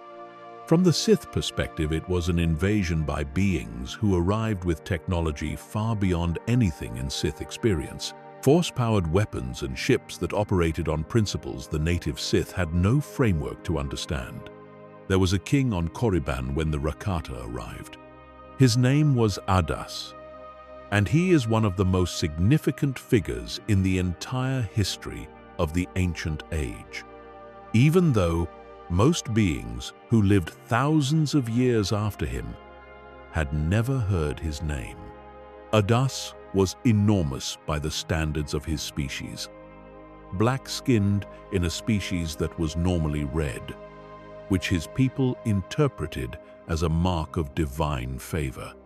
He had united the warring Sith tribes through a combination of force ability and martial domination that nothing in Sith history had previously matched. By the time the Rakata appeared in the skies over Korriban, he had already been ruling for 3 centuries, sustained by a vitality that his people attributed to the blessing of their gods, and that later scholars attributed to extreme force attunement, extending biological processes beyond their normal limits. When the Rakata came, Adas did something that almost no other species in the Empire's long history of conquest had managed to do with any real success. He organized his people to fight back. The Rakata expected subjugation. They had arrived at 500 worlds before this one, and the pattern was always the same. Arrive, deploy superior technology, crush resistance, install the infrastructure of extraction, move on. Korriban did not follow the pattern. Adas led his people against the invaders with the kind of ferocity that the Sith species had spent 10,000 years developing in the dark side pressure of their world. They could not match the Rakata's ships. They could not match the technological output of the Starforge's weapons, but on the ground, in the tombs and the valleys and the ancient dark side nexuses of Korriban, they were fighting in territory that was more theirs than anyone else's could ever be. The war lasted long enough that the Rakata recalculated. Not a withdrawal, exactly. They were still the Rakata. They did not retreat from things the way a more cautious civilization might, but they shifted approaches. They made an offer instead of continuing the direct assault. They offered Adas something: knowledge.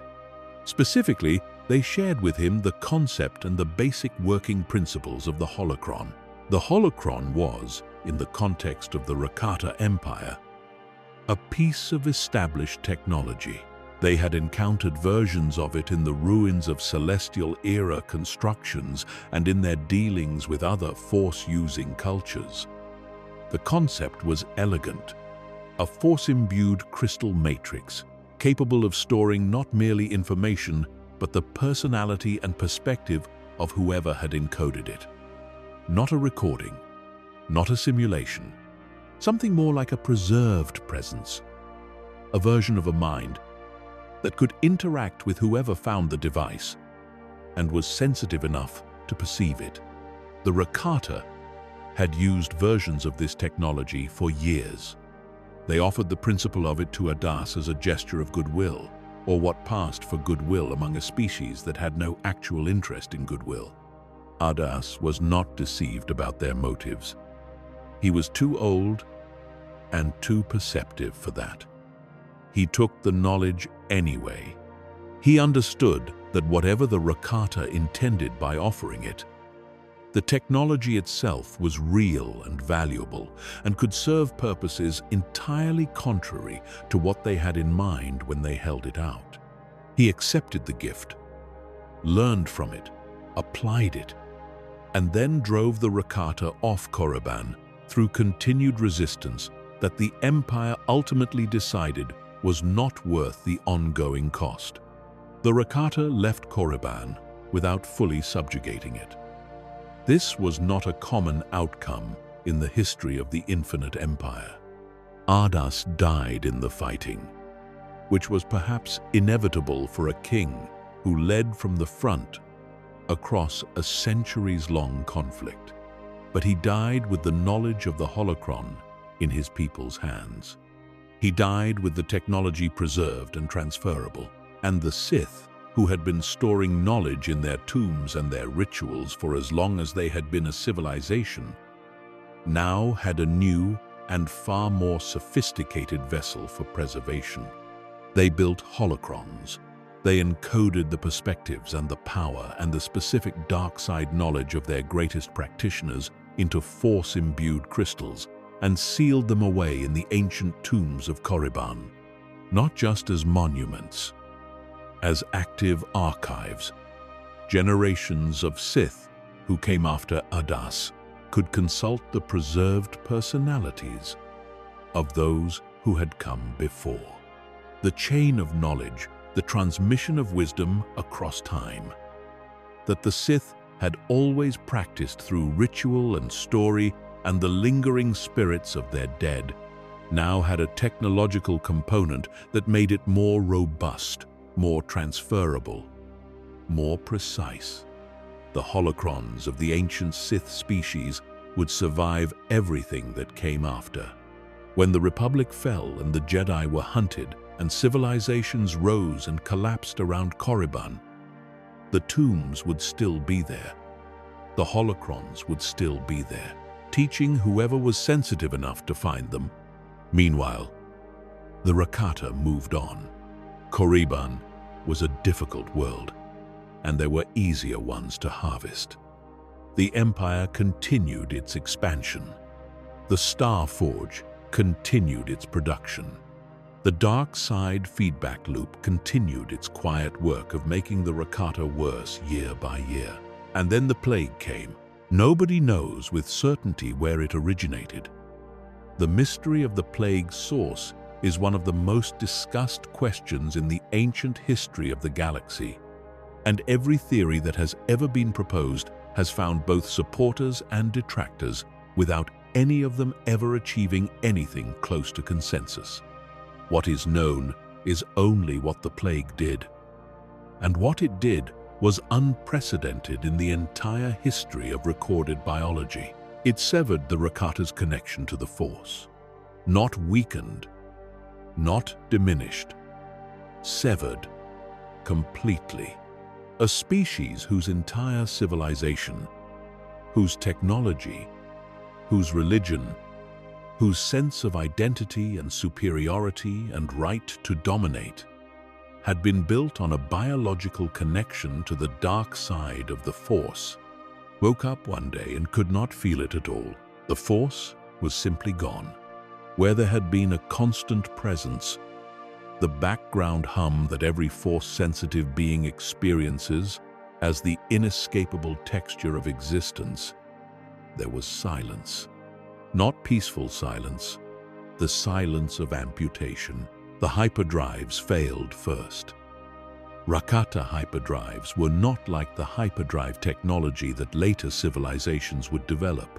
They were not mechanical systems that happened to require a Force-capable operator. They were Force-powered at a fundamental level, requiring the dark side connection of the Rakata species to function at all. When that connection vanished, the hyperdrives stopped working. The ships could not jump. The Star Forge, which ran on dark side energy extracted from force-sensitive slaves, lost its power source and its production capacity. The weapons failed. The communication systems built on force-based principles went dark. In the span of a relatively short time, the most technologically advanced empire the galaxy had seen since the Celestials were gone was reduced to a collection of isolated worlds with no way to contact each other and no way to deploy the technology that had made them dominant. The slaves saw the opportunity. This is the part of the Rakata story that tends to get a single sentence in histories that cover it at all, but it deserves more than that. Billions of beings across 500 worlds had been kept in subjugation by the Rakata's force-powered superiority for 10,000 years. Their resistance had been impossible because the tools of resistance could not overcome the tools of oppression. The Rakata's weapons were better. Their ships were faster.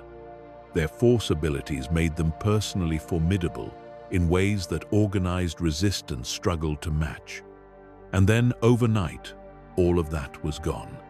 The Masters, who had been physically untouchable, were just beings now. Frightened beings. Beings who could suddenly be touched. The revolts did not start everywhere simultaneously. They cascaded. Word traveled. Even through the broken communications of a suddenly isolated empire, that something had happened to the Rakata on their core worlds. And the populations on the outer worlds, who had been waiting for 1,000 years with the patience of people who have no other option, began to understand that the weight that had been pressing them down was gone. The uprisings began and then spread and then became something that no Rakata force could contain, because the force the Rakata had always relied on most was no longer accessible to them. Within a few centuries, the Infinite Empire had collapsed completely. Not weakened, not reduced, collapsed. The 500 worlds that had been the Empire's breadth were no longer its property. The Rakata who survived the revolts found themselves on a Lihon stripped of its status. A species that had once moved through the galaxy as absolute masters, now confined to their homeworld, fighting among themselves for whatever remained, devolving generation by generation into a fraction of what they had been. Some formed a tribe they called the Elders, who kept records of their history, wanting to warn anyone who came to Lihon about what had happened, what the Rakata had been, and what they had become. It was a strange end for a civilization of conquerors, becoming a cautionary tale even in their own minds. The Star Forge remained in orbit around the star near Leon, silent now, without the force connection to power it. A monument, a warning that looked like a factory. It would stay there for nearly 20,000 years before a Jedi named Revan found it and made the same mistake the Rakata had made, believing that a tool powerful enough to win any war was worth the price of using it. The Rakata left something behind in the galaxy that was harder to see than the Star Forge, but in some ways more consequential. They had distributed the concept of the holocron across the worlds they had touched. The Sith of Korriban had learnt it. Other cultures had encountered pieces of the technology. The idea that knowledge and personality could be sealed into crystal, preserved against time, made available to future generations who were sensitive enough to receive it, had escaped the Rakata into the broader galaxy. Later, Jedi would encounter Rakatan and Sith holocrons and reverse engineer the technology for their own purposes, creating the light side version that would become one of the most important tools in Jedi history. The languages were affected too.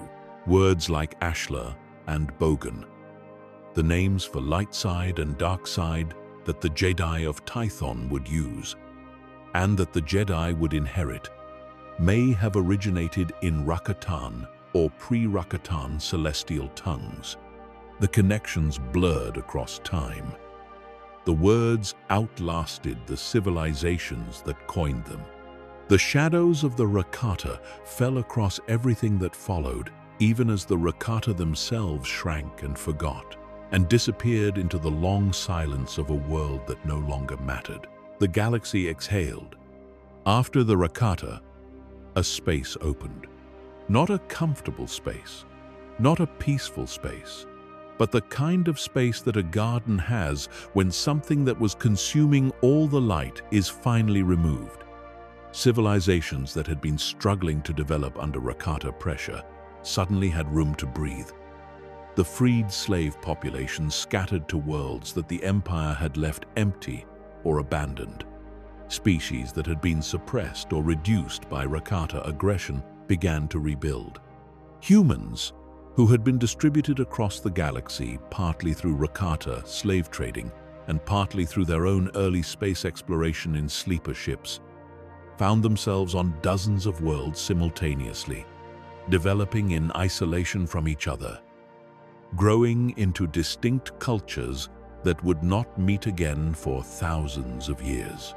The diversity of what would eventually become the Republic's founding populations traces directly back to the Rakata's habit of moving beings around like cargo. The power vacuum did not stay empty. Power vacuums never do.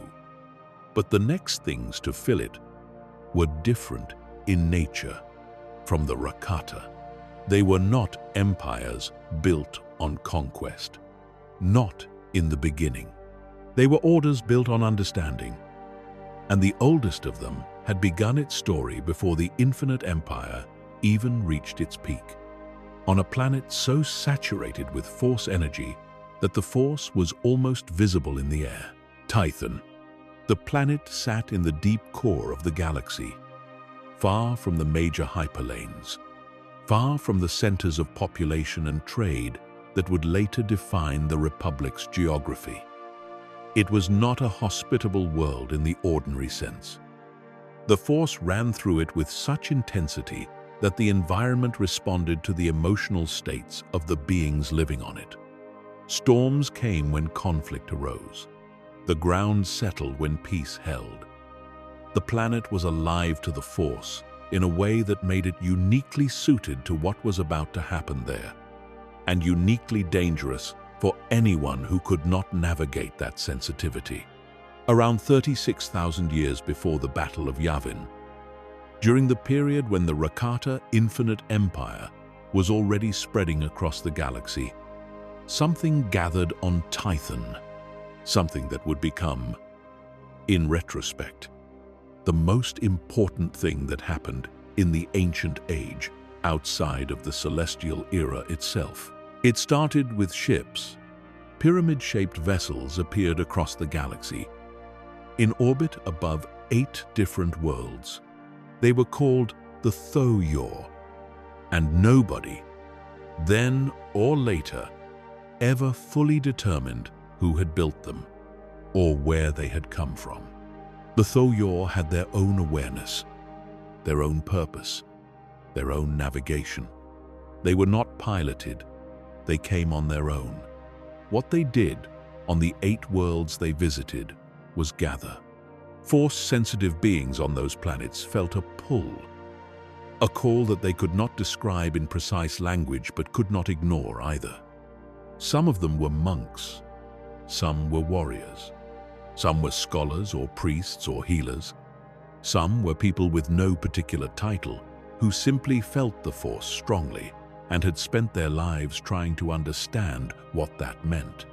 All of them boarded the Thoyor. All 8 ships converged on Tython. The pilgrims who stepped off those ships when they arrived had no unified culture, no shared language in all cases, no common history beyond the fact that the Force had chosen them in some way that none of them could fully articulate. Among them were humans: Cathar, Zabrak, Nogri, Twi'leks, Miraluka, Nautolans, Dathomirians, whose descendants would become the ancestors of the Sith, purebloods, that later ages would recognize. They had in common only this: they all felt the Force, and Tython felt them back. What they built on that planet over the centuries that followed was the Jedi Order.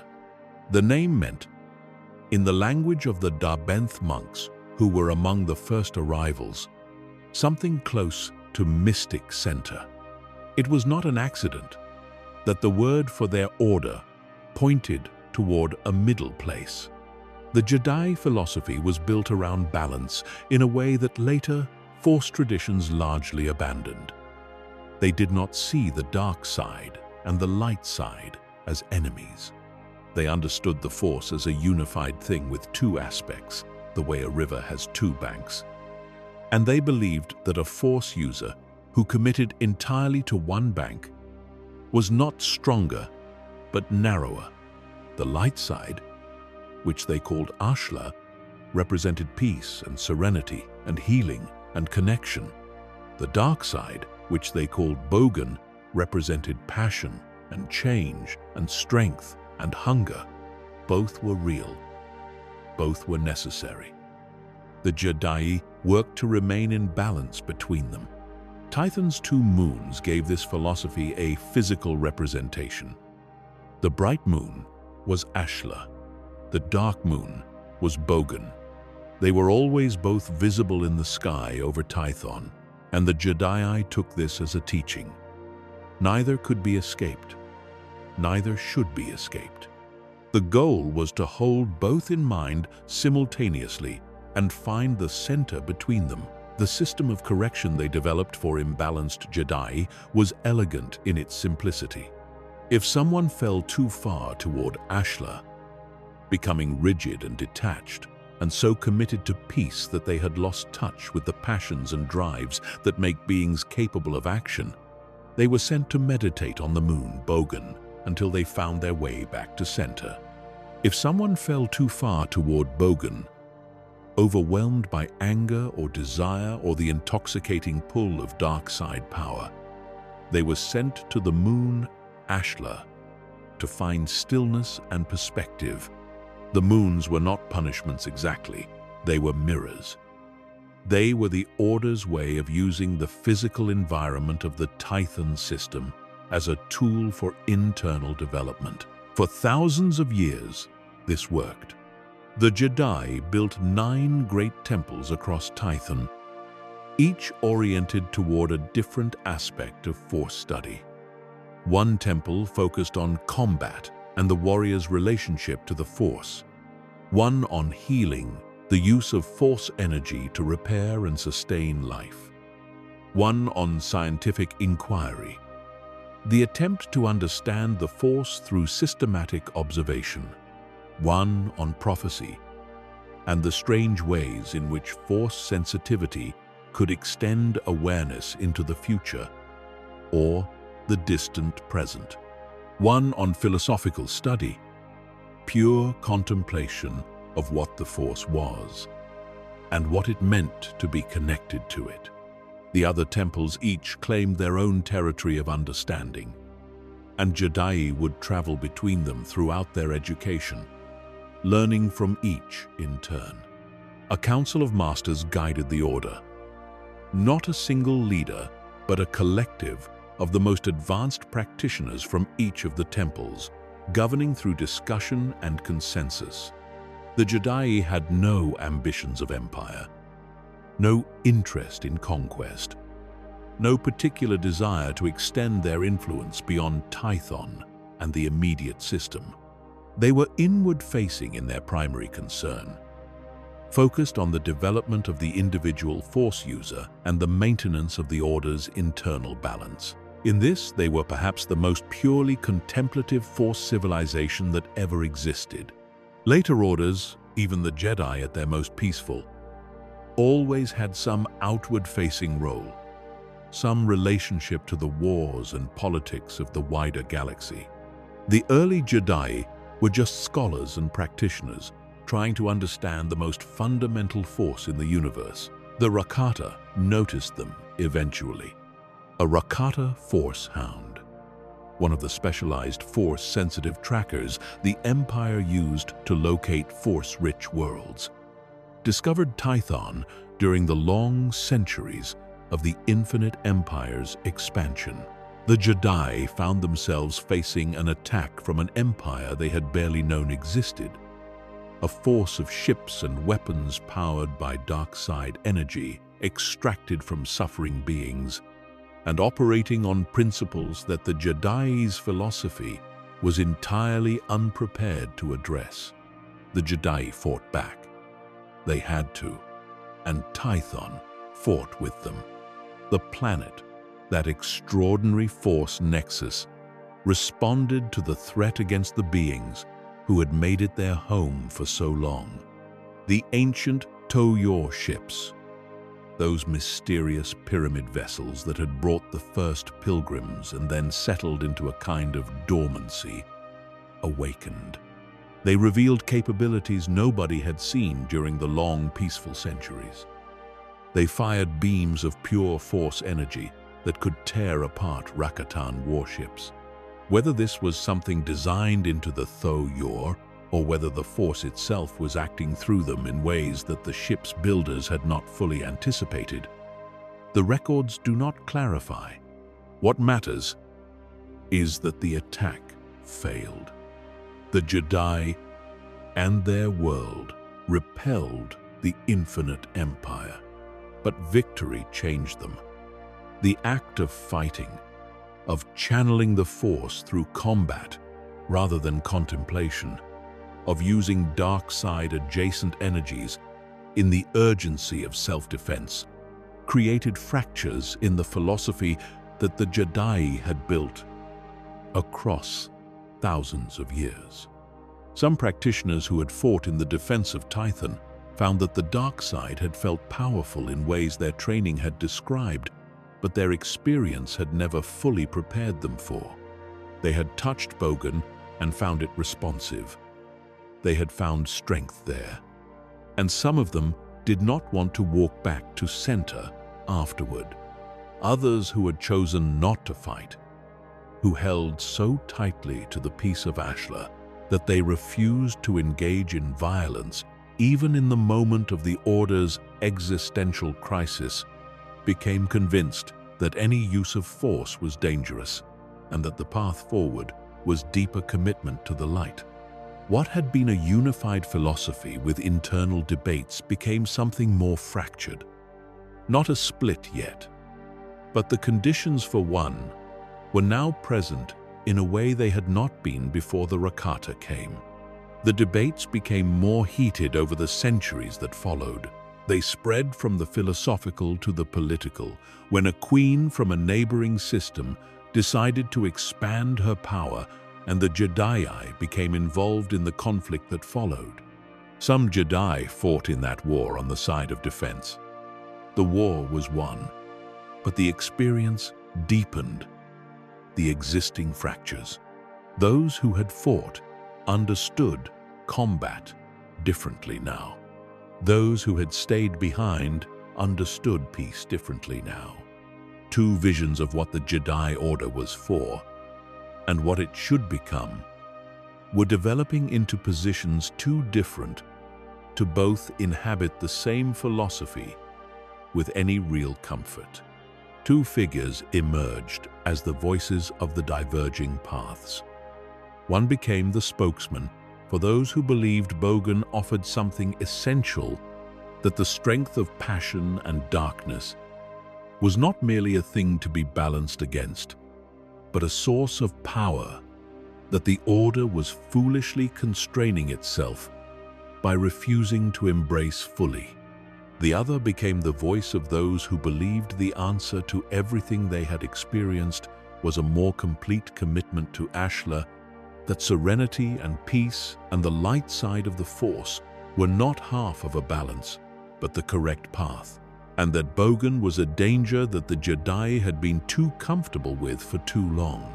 For a while, these remained philosophical positions, debated in the temples and at the councils, written about in treatises that circulated among practitioners who read and argued and replied.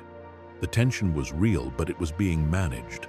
The Order's traditions, the practice of sending imbalanced Jedi to the appropriate moon, the collective governance of the Council, the shared commitment to Tython as a sacred place, all of this was load-bearing.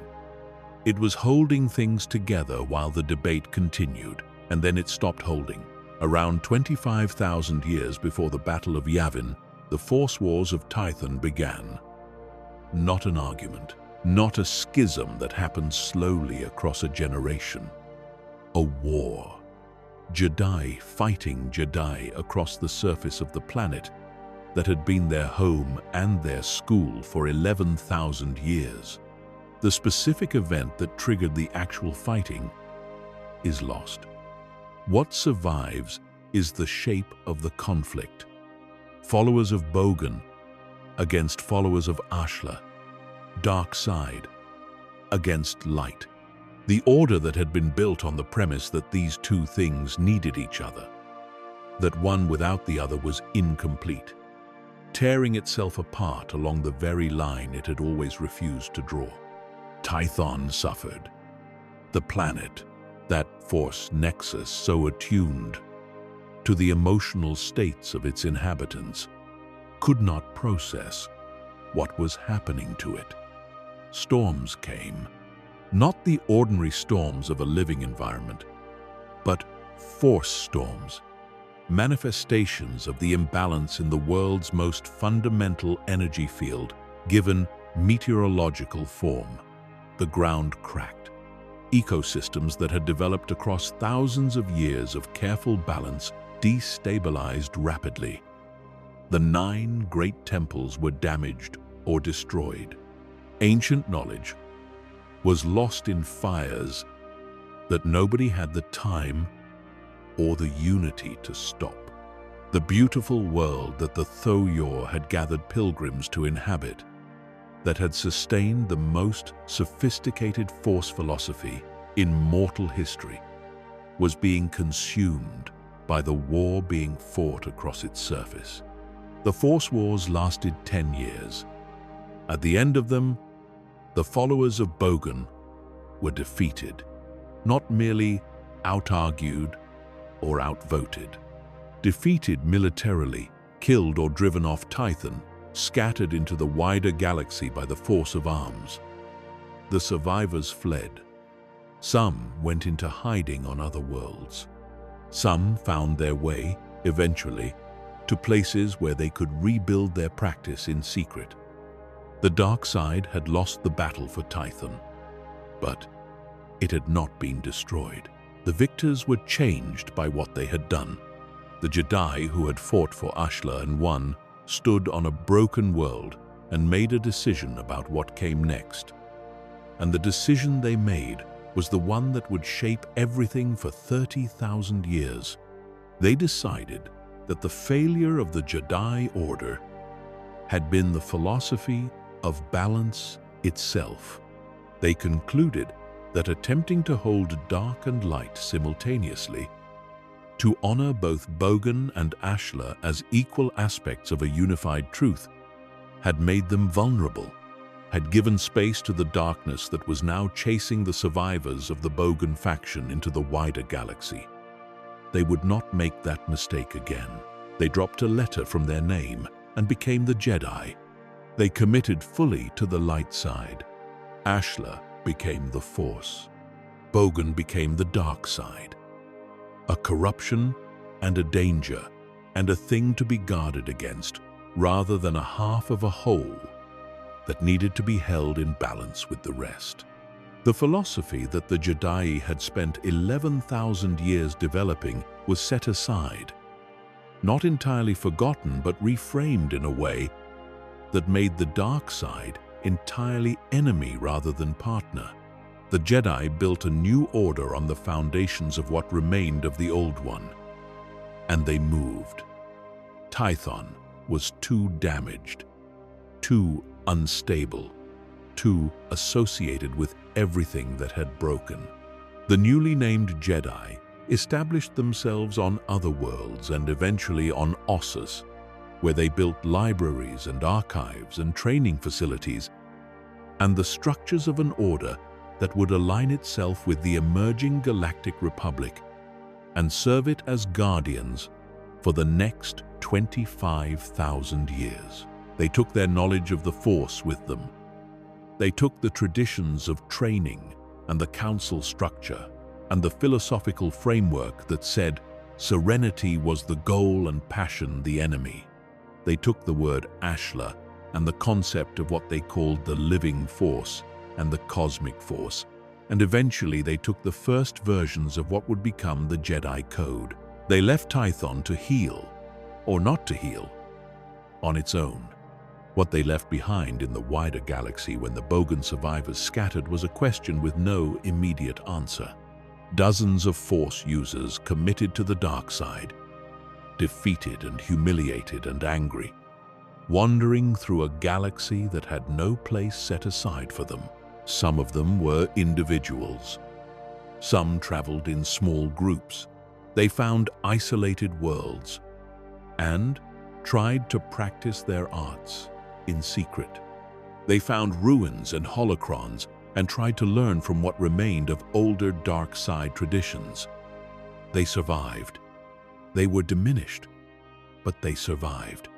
And on Korriban, the ancient Sith species went about their lives with no knowledge of any of this. The Jedi, the Force Wars, the birth of the Jedi, the scattered Bogan practitioners in the wilderness of space. Korriban was far from all of it, down an unmapped hyperlane that nobody in the Republic or the emerging Jedi Order had any particular reason to follow. The Sith species continued building their tombs and preserving their knowledge in the holocrons that Adus had given them and practicing the magic that Korriban had taught them over 10,000 years of dark side immersion. They were not waiting for anything.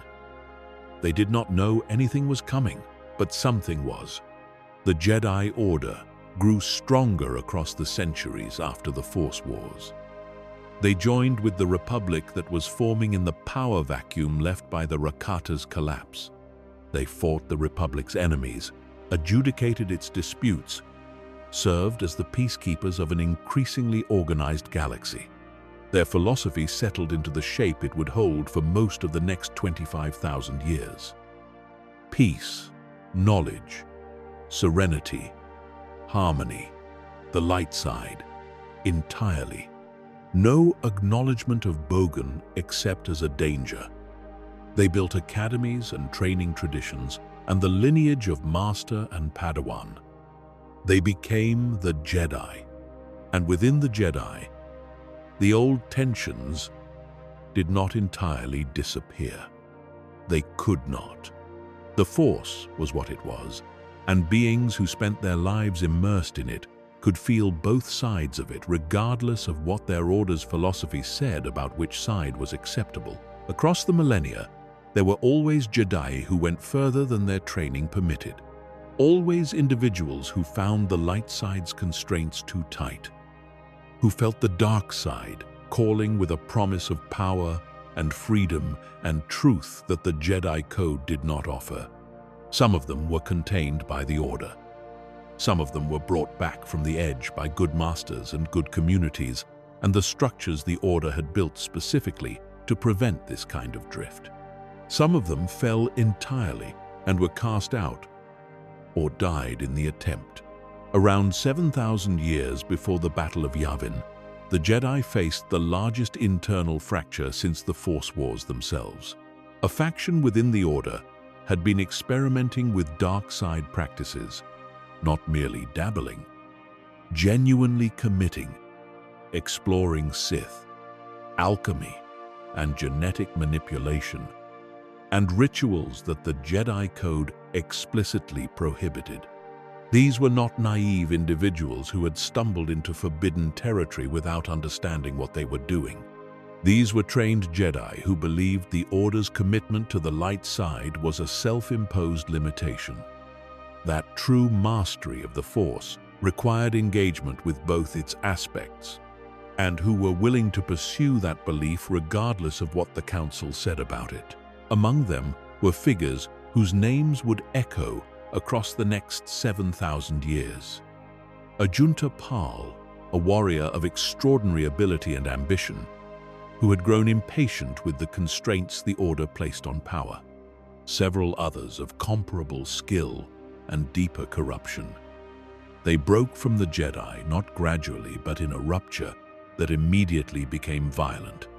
What followed was called the 100-Year Darkness, and the name is not an exaggeration. For a century, the Dark Jedi and their followers waged war across the Republic. They created monsters from alchemy, living weapons grown from Force experiments that had no precedent in Jedi practice. They deployed abilities that horrified the Jedi, not merely because of the power involved, but because of what using them required. What they did to the practitioner, what they demonstrated about where these Dark Jedi had gone, and how far from any Jedi principle they had traveled. The Republic and the Jedi prevailed. The final confrontation came at the Battle of Korbos, a name that would be recorded in histories and then largely forgotten in the long span of time that followed.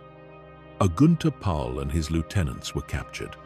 The Dark Jedi Rebellion was over, and then the Jedi made a decision that seemed merciful and was, in hindsight, one of the most consequential choices in the history of the galaxy. They did not execute the defeated Dark Jedi. The Jedi Code, as the Order understood it at this point in their history, constrained them against killing defeated opponents. The Dark Jedi were defeated. They were prisoners. They could not be killed. The Republic and the Jedi Council debated the alternatives and arrived at exile as the solution. The defeated Dark Jedi, along with their most loyal followers, were loaded onto unarmed ships with basic supplies and sent into the unknown regions with orders never to return. It was mercy. It was adherence to principle. It was the kind of decision that a philosophy of compassion produces when it meets a practical problem that compassion alone cannot fully solve. The exiles drifted. For months they traveled through the unknown regions, a part of space that nobody had successfully mapped because the Celestials' ancient hyperspace barrier had made it nearly impossible to navigate. The exiled Dark Jedi had no star charts for where they were going, and no particular destination in mind. They were surviving. They were keeping the ships running and the people alive, and trying not to fall into the kind of internal conflict that confined dark side practitioners tend toward when they have nothing external to focus their appetites on. And then they found Korriban. The planet announced itself to Force-sensitive beings before they ever saw it on their instruments. The dark side presence radiating from Korriban was strong enough to be felt at considerable distance, and every Dark Jedi on every one of those ships felt it. They followed the feeling to its source and found a red-dusted world of tombs and valleys, and a sky that pressed down with the weight of 10,000 years of dark side saturation. And on that world they found a species that regarded the dark side not as a forbidden path, but as the natural order of existence. The Sith species saw the ships coming.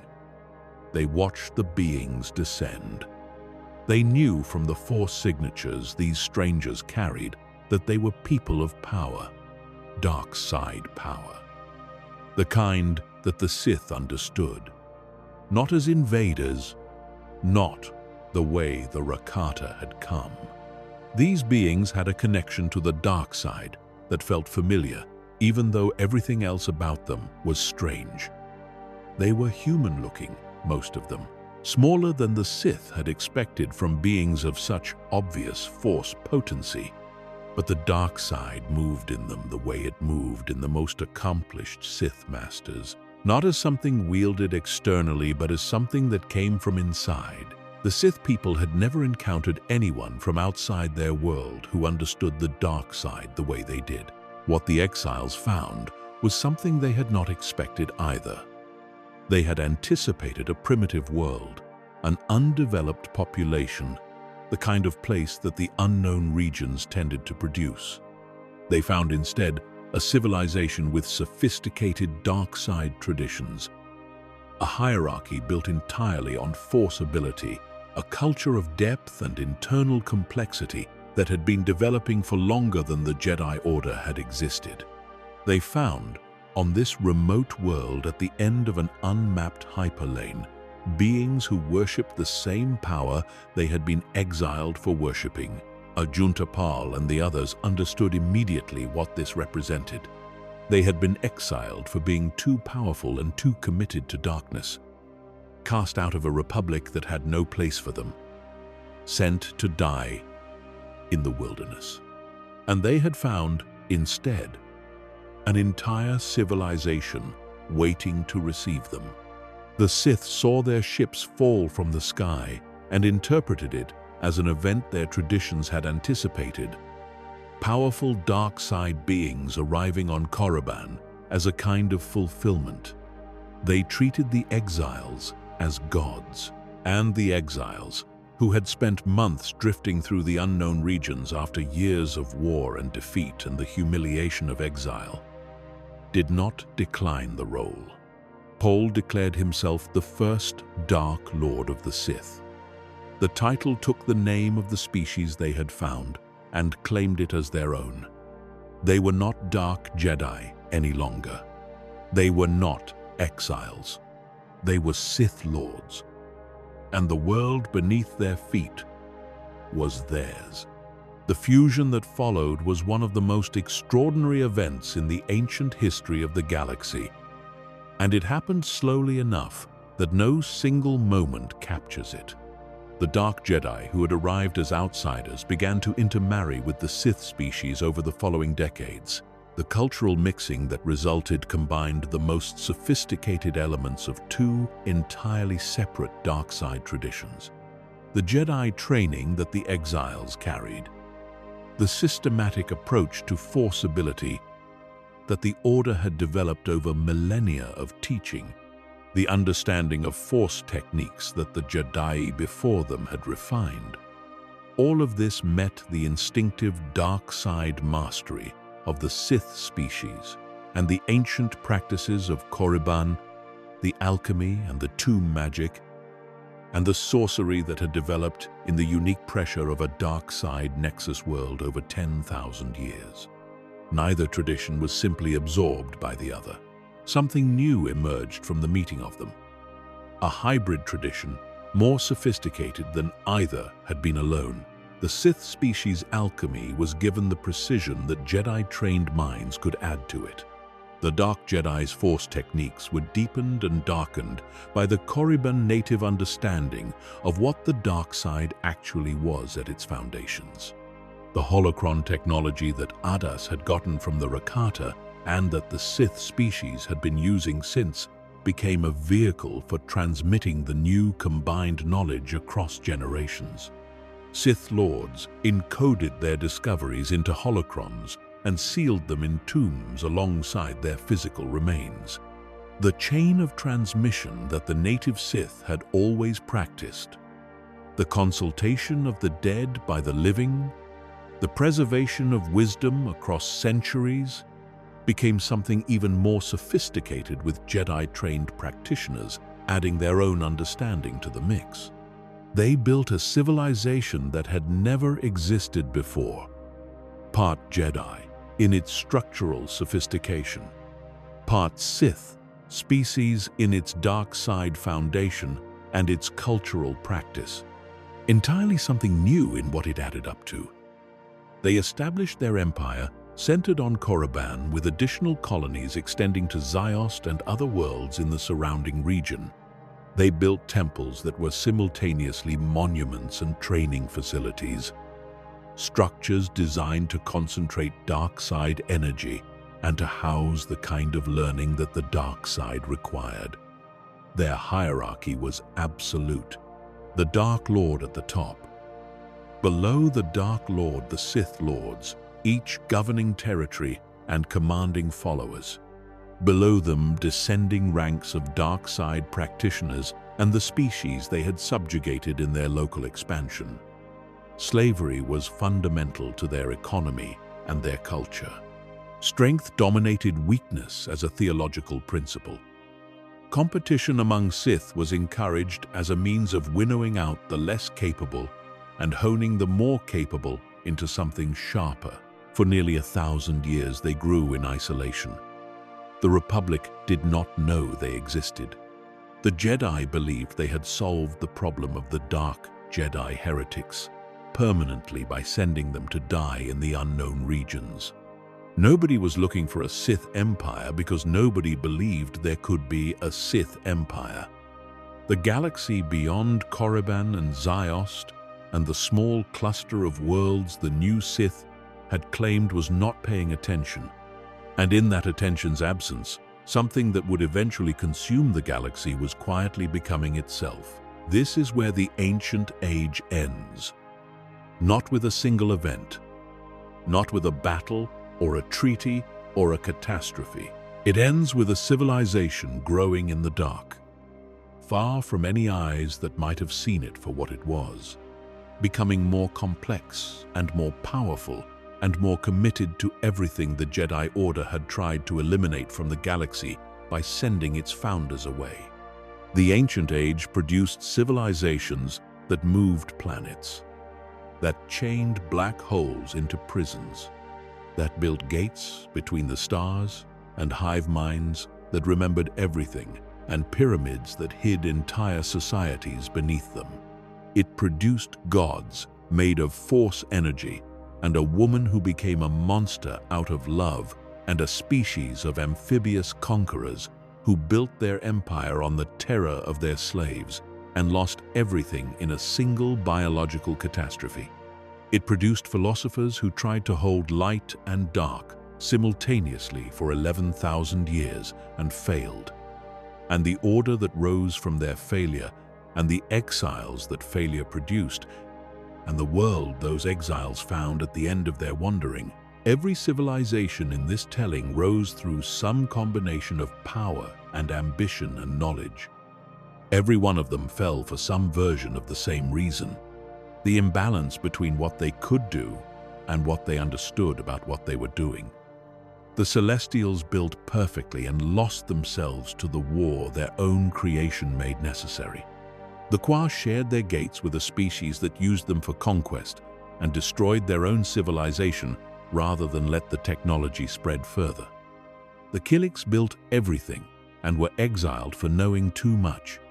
The Rakata took what others had built and wielded it without wisdom until the universe removed the tool from their hands. The Jedi maintained their balance for 11,000 years and then tore themselves apart when the balance finally broke. The Jedi emerged from that breaking as something more rigid and more stable but narrower, missing half of what the Jedi had known. The Sith species endured, patient and dark, until the exiles arrived and fused with them into something that neither had been alone. Every ending seeded a beginning. Every collapse left something behind that the next civilization would find and build on and eventually misuse in their own distinctive way. The pattern was not random. It was the Force, cycling through beings and civilizations and ages the way it cycled through the living and the dead. The same energy, always expressed differently by whatever vessel it happened to move through at the time. The Ancient Age is gone. What it built is still out there. Centerpoint Station, the Maw, Gree hypergates, on worlds whose names most navigators have never heard.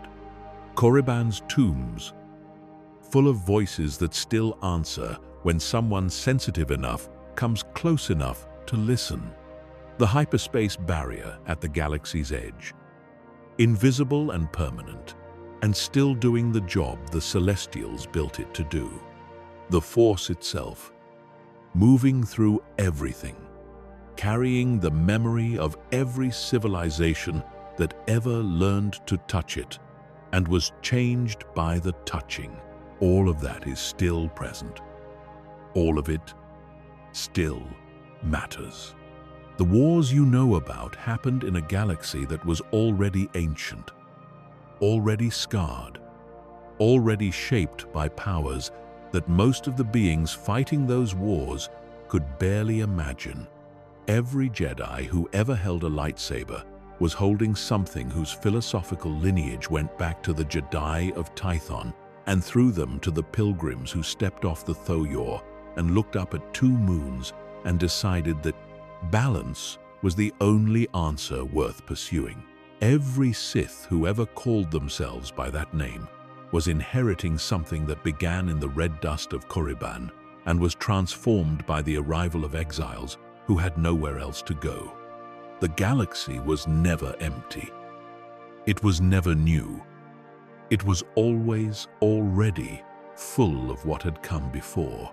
And now you know what came before. Rest. The oldest story has been told. Let the silence after it be as wide and deep as the space between the stars, where the ruins of everything that was once extraordinary still drift in the dark, waiting for someone to find them. And remember,